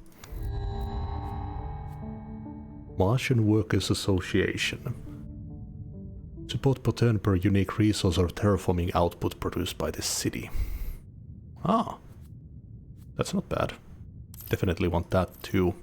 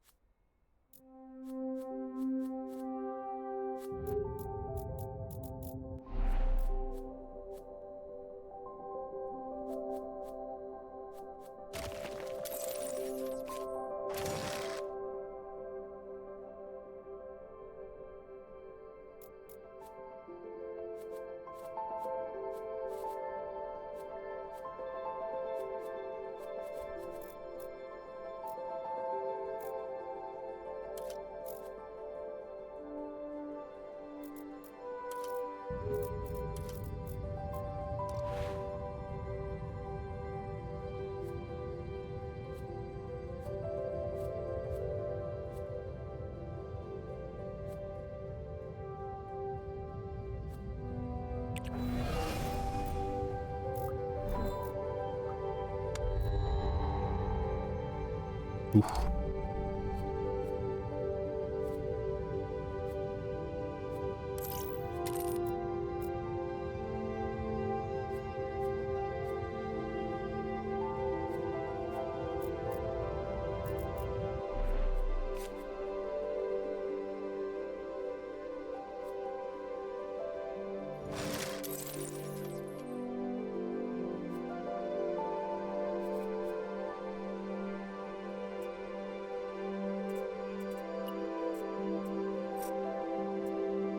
I have so much tritium.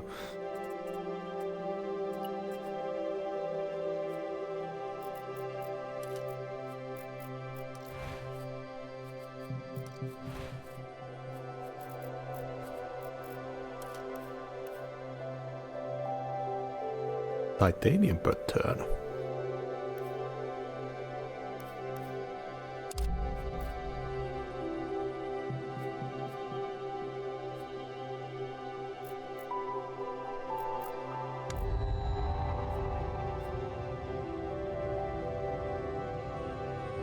Lots of power.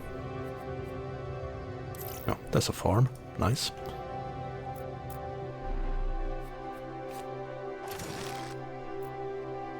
Or food per turn. Excellent. They can plop down a ton of habitation modules.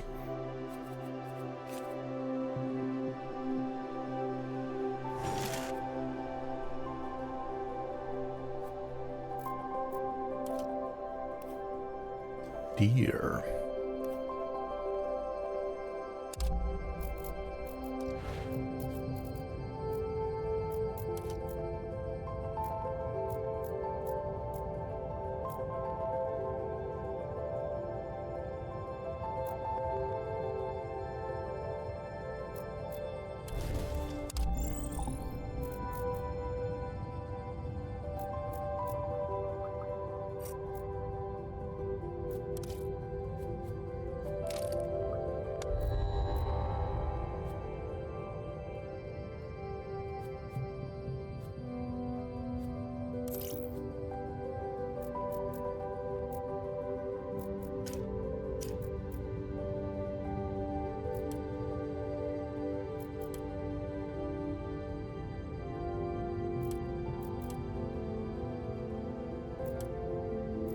Oh, this is like the Discoveries place.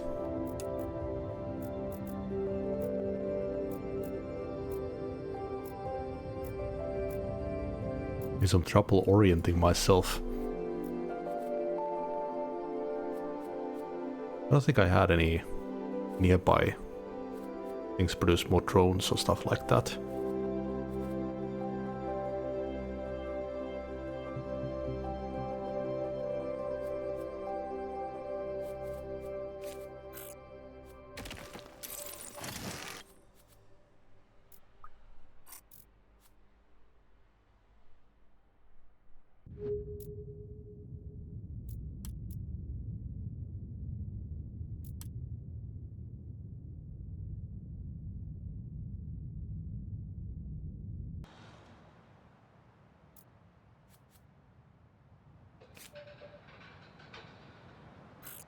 Oh.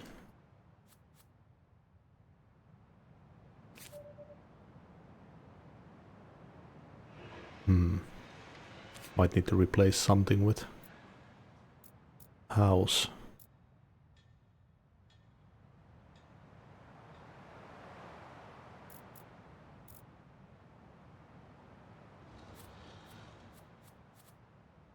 I'll have the food next turn.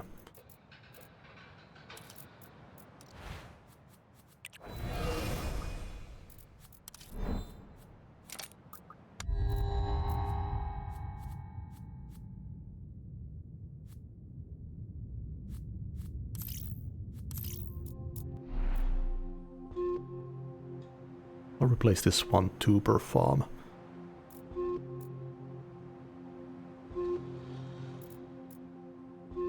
I already have other food production places, so...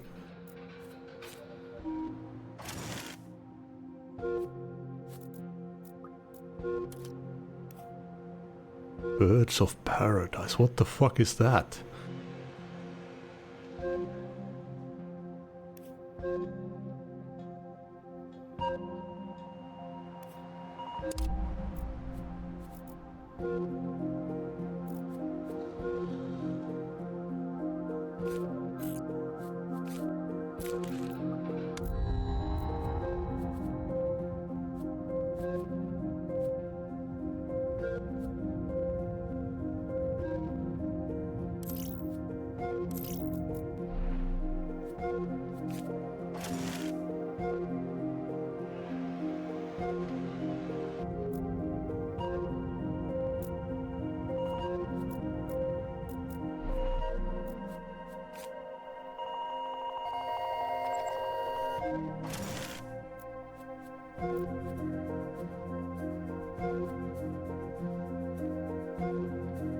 Any places with high comfort of life?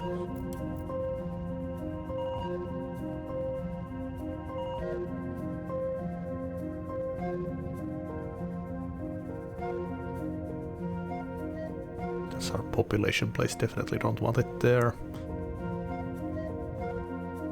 We can afford to plop it in here. Ah, but what about the... what did we...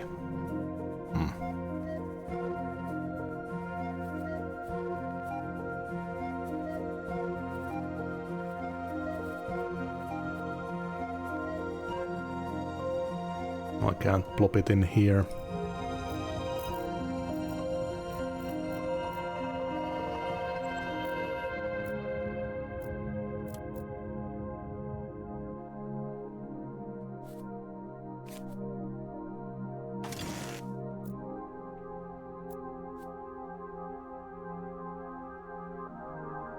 Good source of power.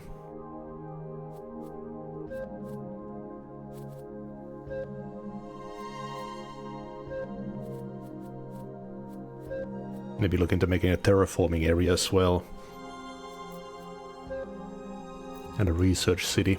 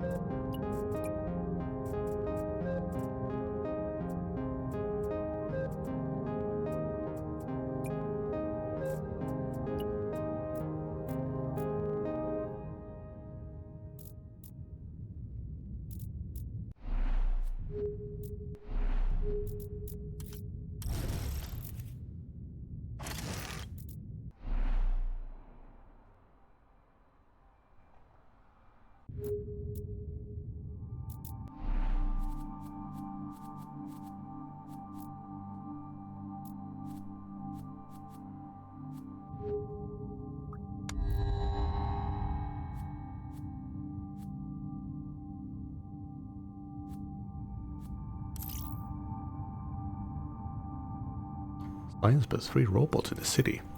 That's a good one.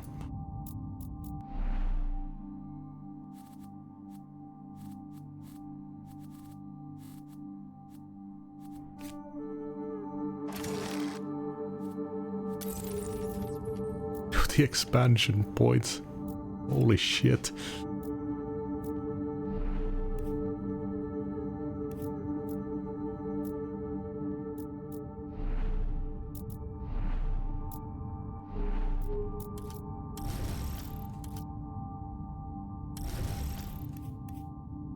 I want that.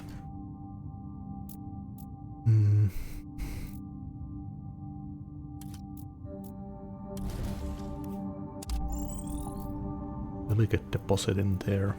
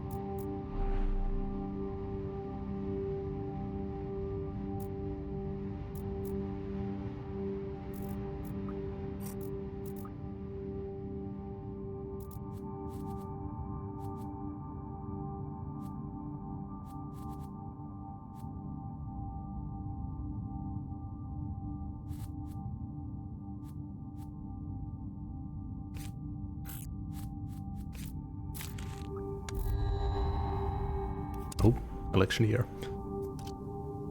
Laura and Rosie. Growing up, Flora saw fields of green spread across the barren landscape of the Red Planet. Not really.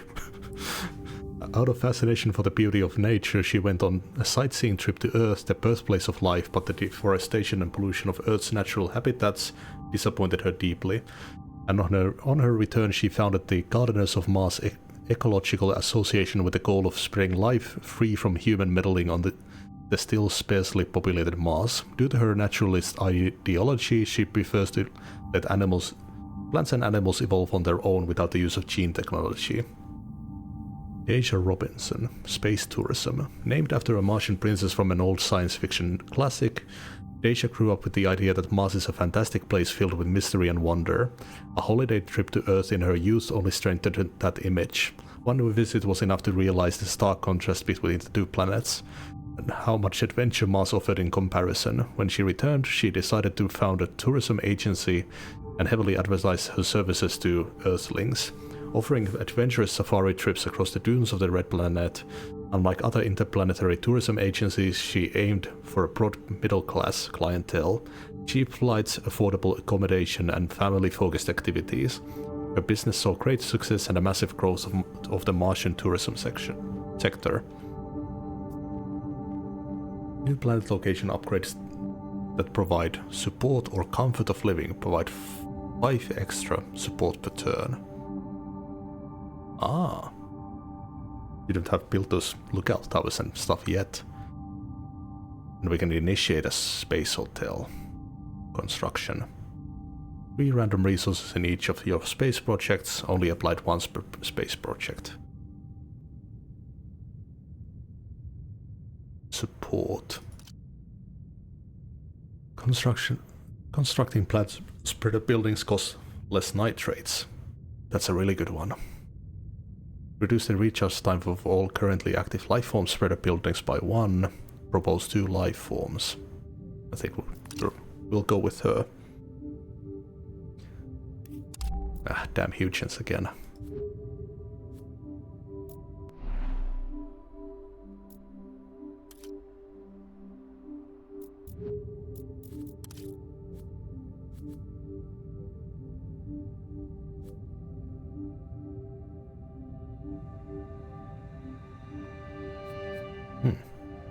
Power and atmosphere and heat. That's not bad. But a shit ton of nitrates required for that. Where is that huge nitrates source?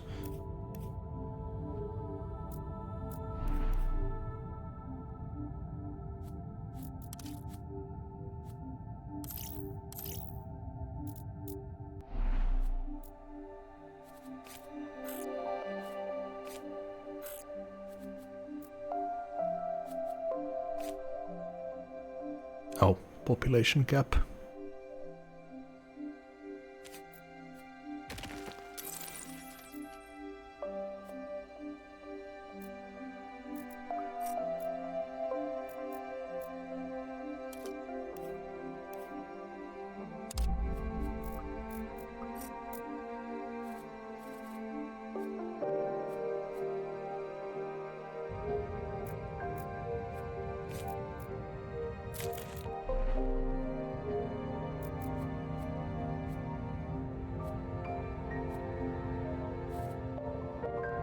I guess we don't need that much food right now.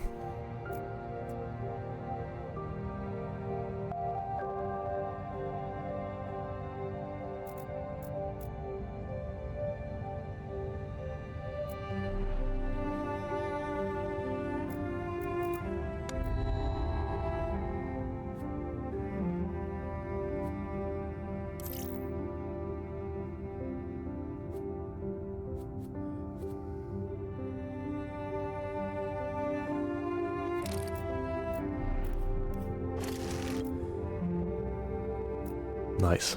5 nitrate per turn.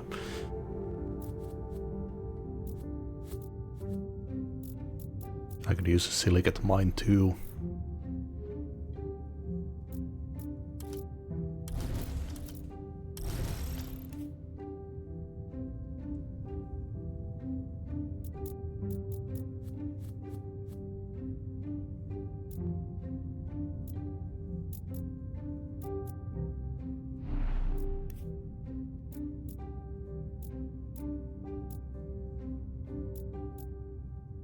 Titanium is still a pain in the ass.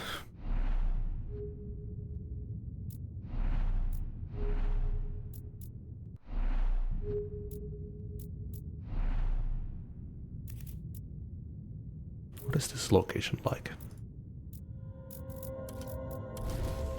Ooh. Oh, this is gonna be a research city. We can connect into the large meteorite. Plop a research station in there.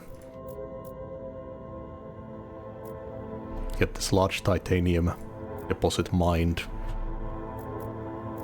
Oh fuck yeah. But we need to increase the comfort of living. And this will increase it.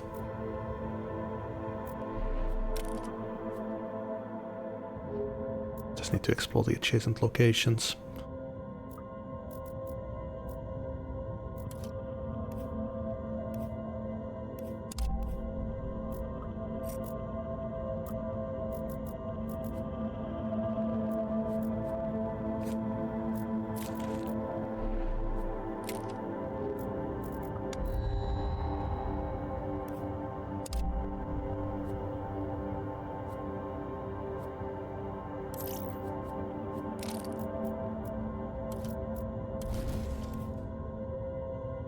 Pictures from black deserts taken from orbit are common, but your explorers relate that seeing it with your own eyes leaves a strong otherworldly impression on you.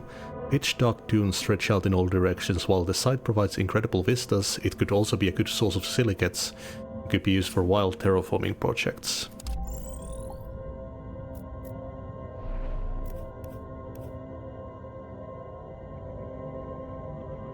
CO2 glaciers locations on the planet poles can be melted for free and without the radiation effects that nukes would bring.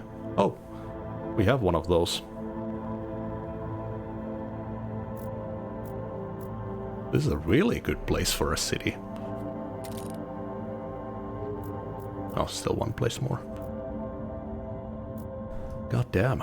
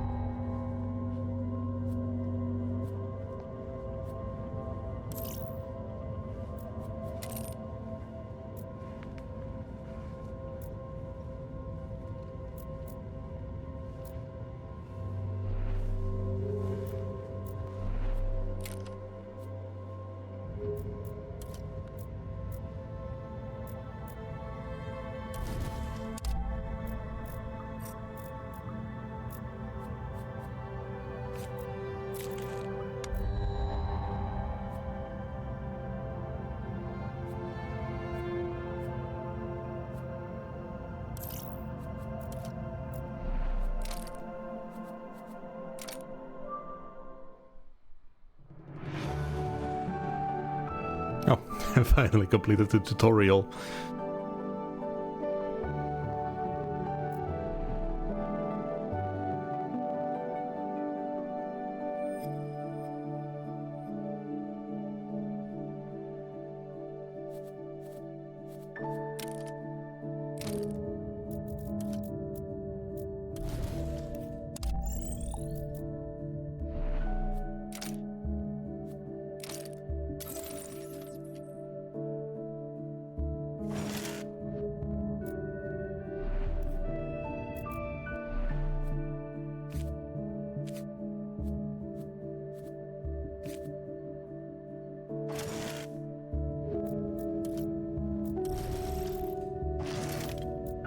There we go. No more minus support. Yeah, so this will be our research place. We'll also expand there to get that large titanium deposit. We will need a ton of silicates.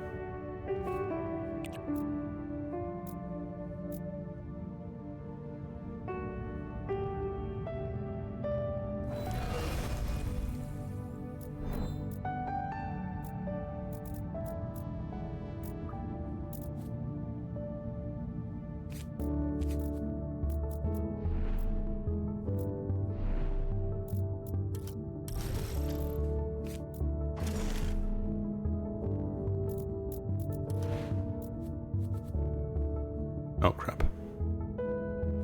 I'll need to improve the statistics a bit.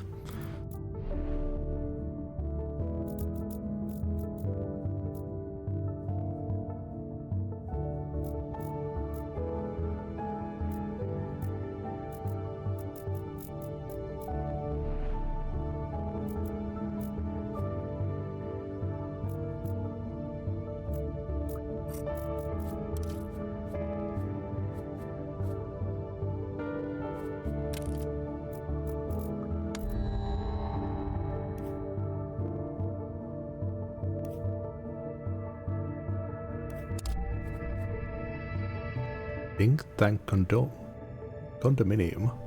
Science and population. Nice.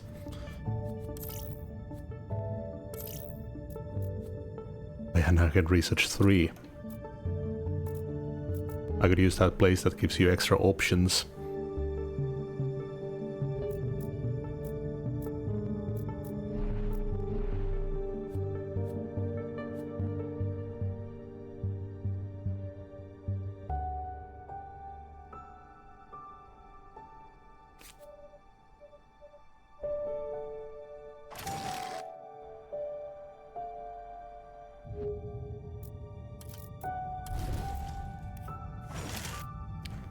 Sweet, more titanium. Do we have any large silicate sources?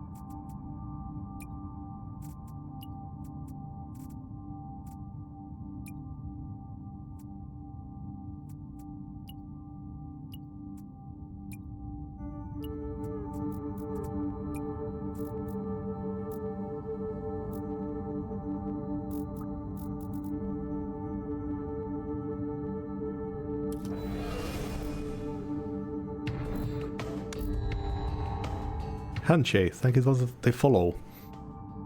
Cultured meat labs. Support and food. That's pretty nice.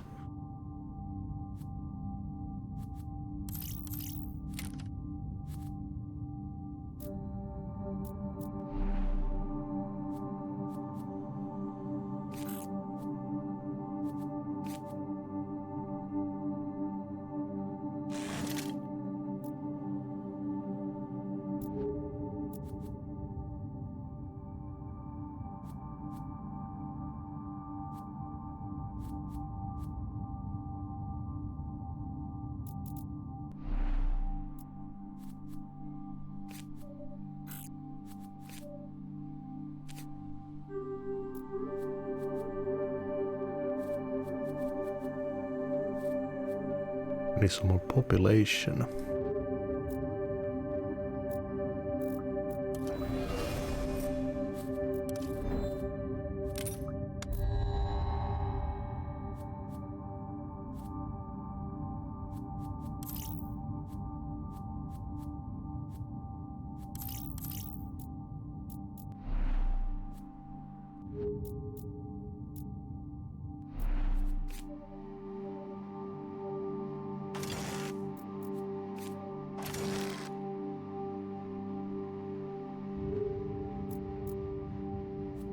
Lots more food.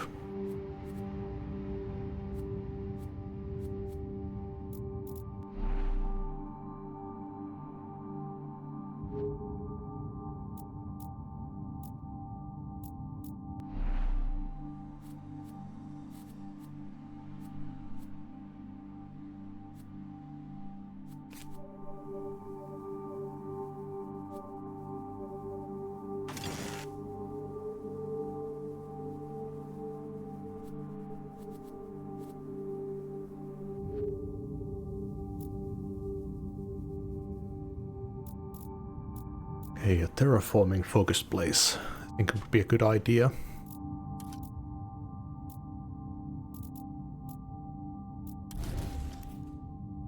Another large meteorite.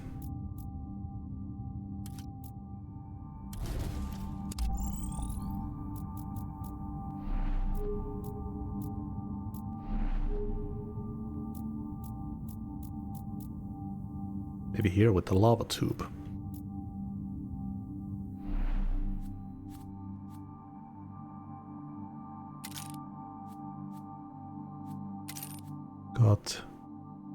Comfort of living 1.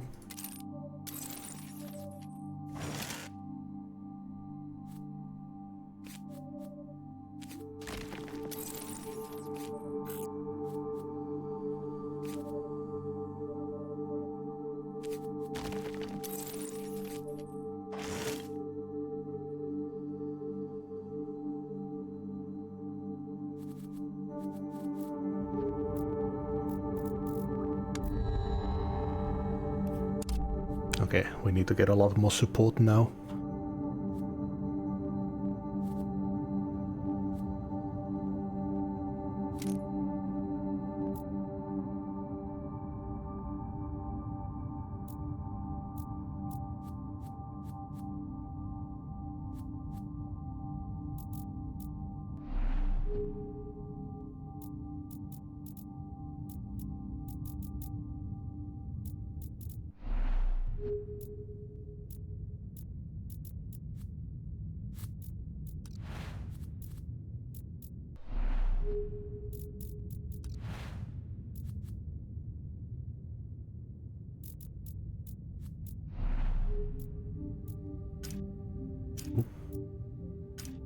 A filter for the climate zone.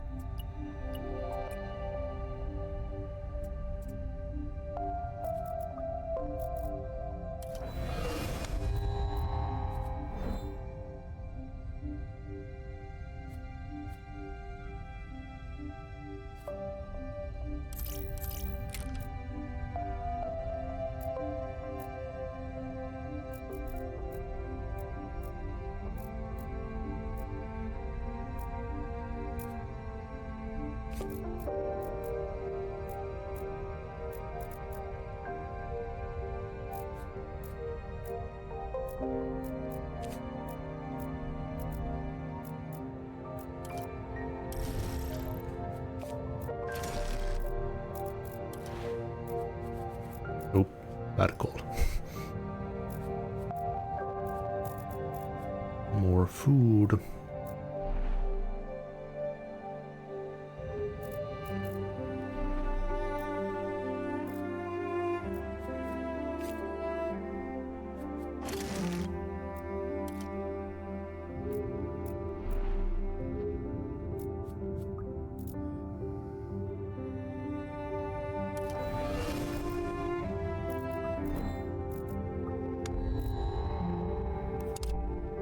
Okay, what do we have? Hong Tao. Hong owns a major business trading in construction materials all across the globe, steel, wood, polymers and prefabricated housing modules as designed by the influential architect Jorge Tromedo. He realized the economic potential of a Martian colony early on and invested heavily into expanding the infrastructure of interplanetary trade. Since he is intimately familiar with the workings of the market, his leadership would ensure highly advantageous trade relations with Earth. Anastasia Tromedo, daughter of Svetlana Rossi and the granddaughter of Jorge Tromedo.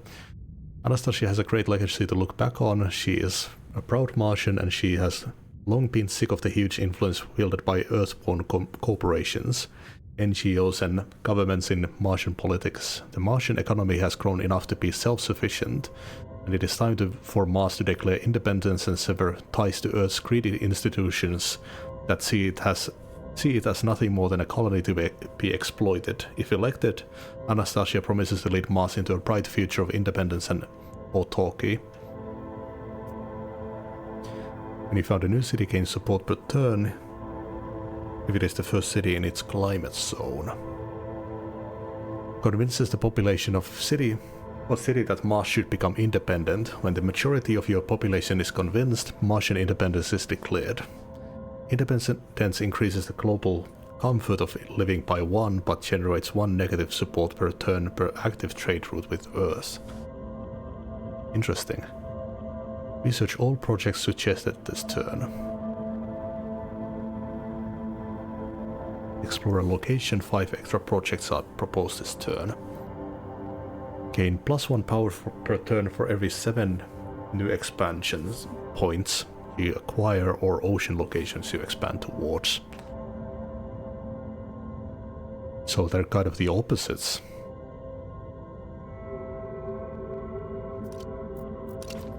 I like the idea of gaining independence.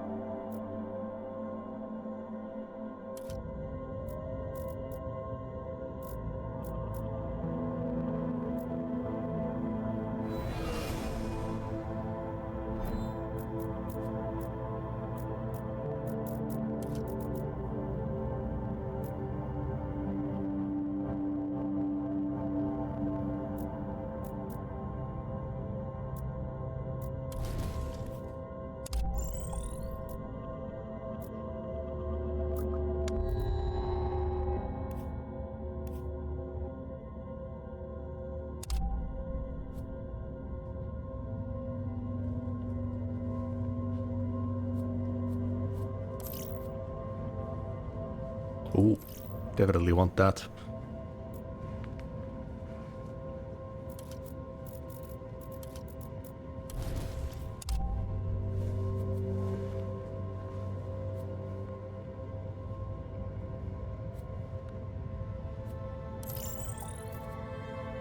Oh, I only get to choose one.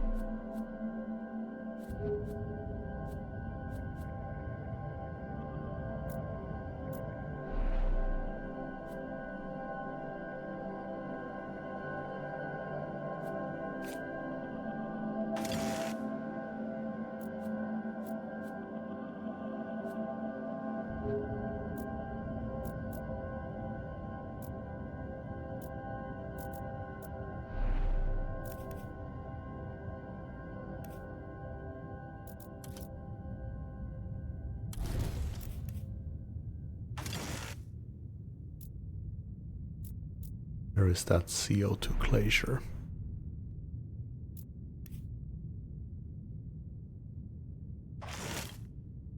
Spreading it on the planet's frozen CO2 deposits will slowly melt them down and release it as gas into the atmosphere using nothing but the sun's warming rays.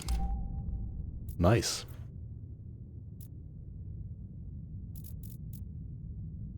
I'm gonna gain a atmosphere level soon.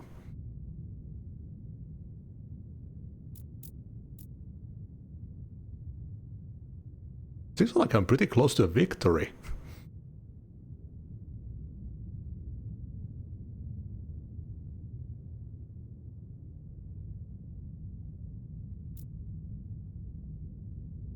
Oh yeah, I guess it is a tutorial level though.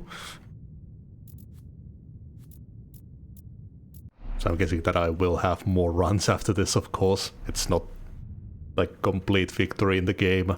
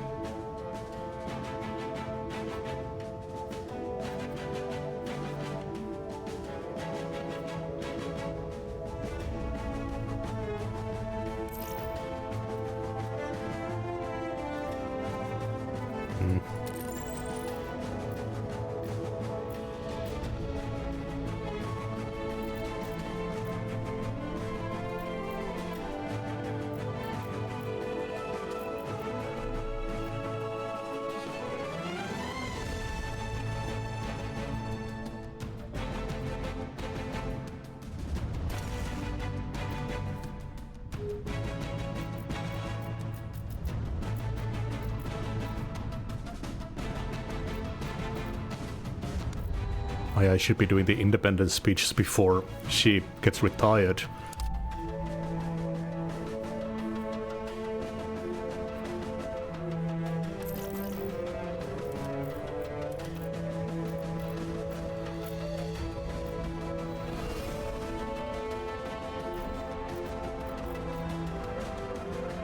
Seven turns. Should be enough time.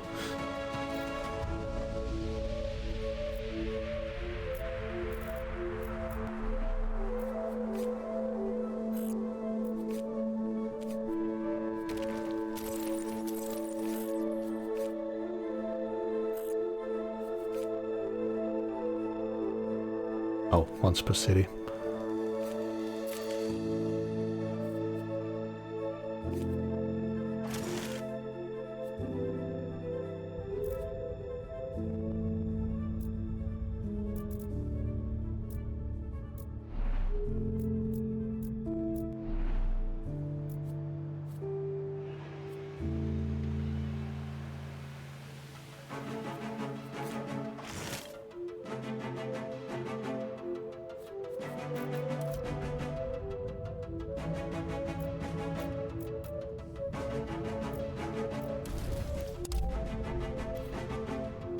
Your team discovered an ancient exploration rover from the early 21st century. Most of them were thought lost to the sands, but this one is in surprisingly good condition. You can either dismantle it for resources or make it the centerpiece of a Martian history museum.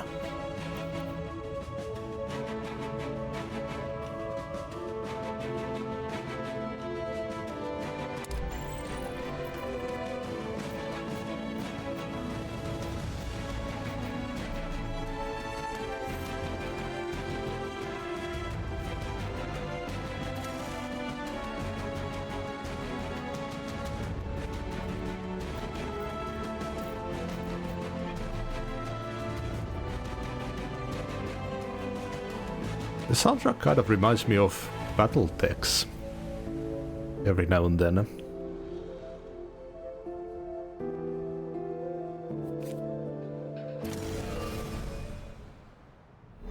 There we go. Congratulations, under your guidance Mars has grown from a desolate wasteland into a planet worth living on. Happiness and prosperity of the Martian population is well-earned fruit of your labor. Did I even raise any of the levels? I kind of didn't terraform shit.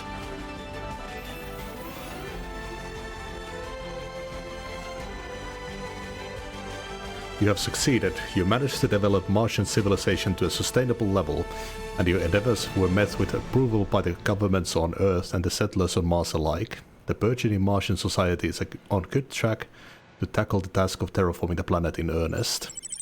Oh. Ooh, we get new leaders. A farming one. Jaeger. Animals, farming and culture.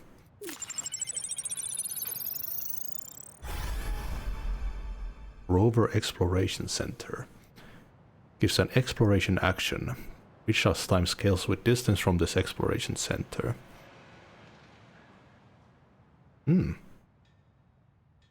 Regolith burner. Produces 1 atmosphere per turn per adjacent rock. Okay. Automated robotic workforce. This project can only be played once. Comfort of living for every 2 robots in the city.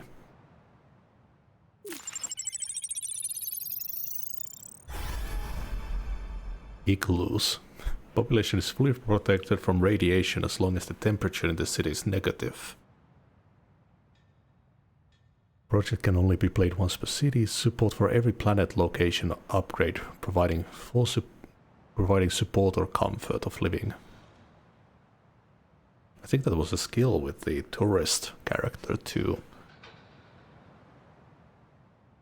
Size per turn per life form in the climate zone.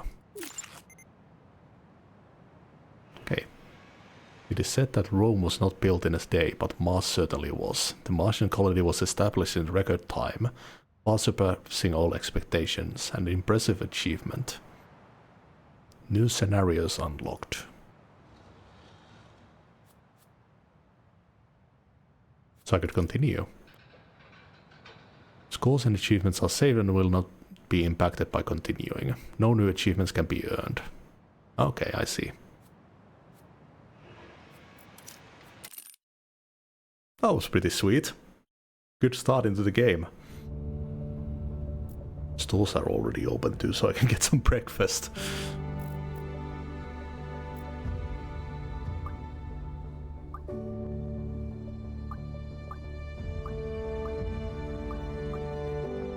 Challenging seems like it would be harder than hard.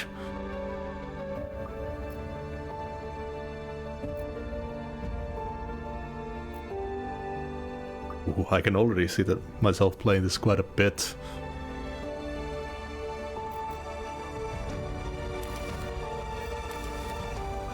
You go to Mars because it's the next logical step for the future of humanity.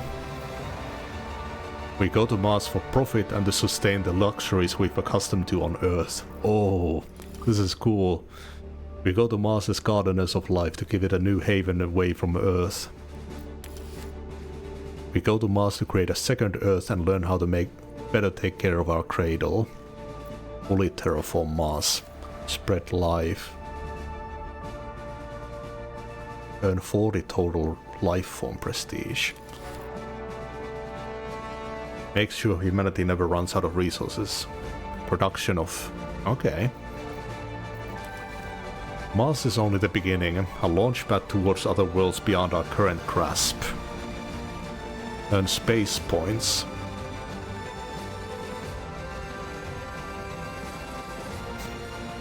Okay, so we gotta build a bunch of satellites and stuff. And there's still locked paths. I do think that this game has 2 DLC. I saw them when I was selecting the category for the stream.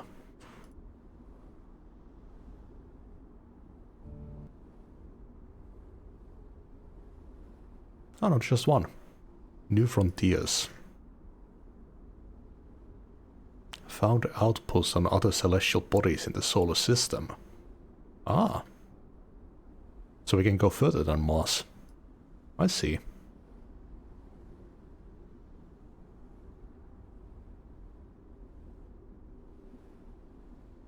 There is a supporter pack as well. Does that unlock something?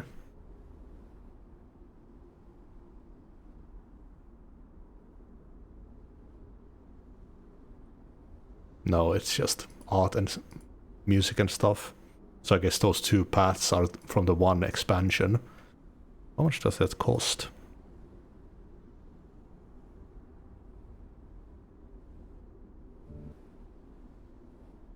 €7. Not bad at all.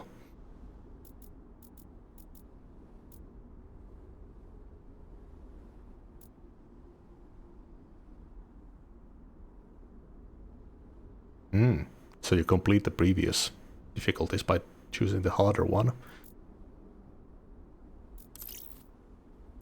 And here's all our unlocks.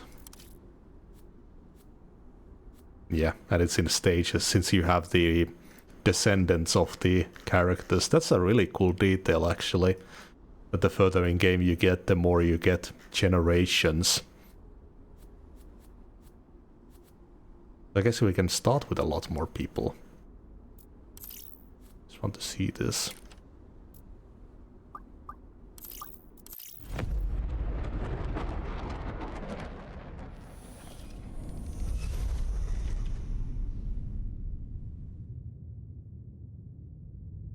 Oh, we get more choices.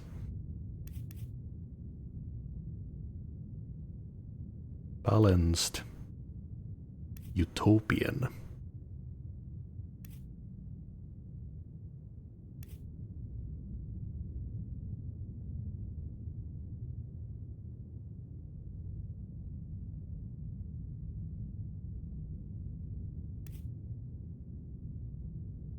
And you start with 2 factories. And an ocean thing.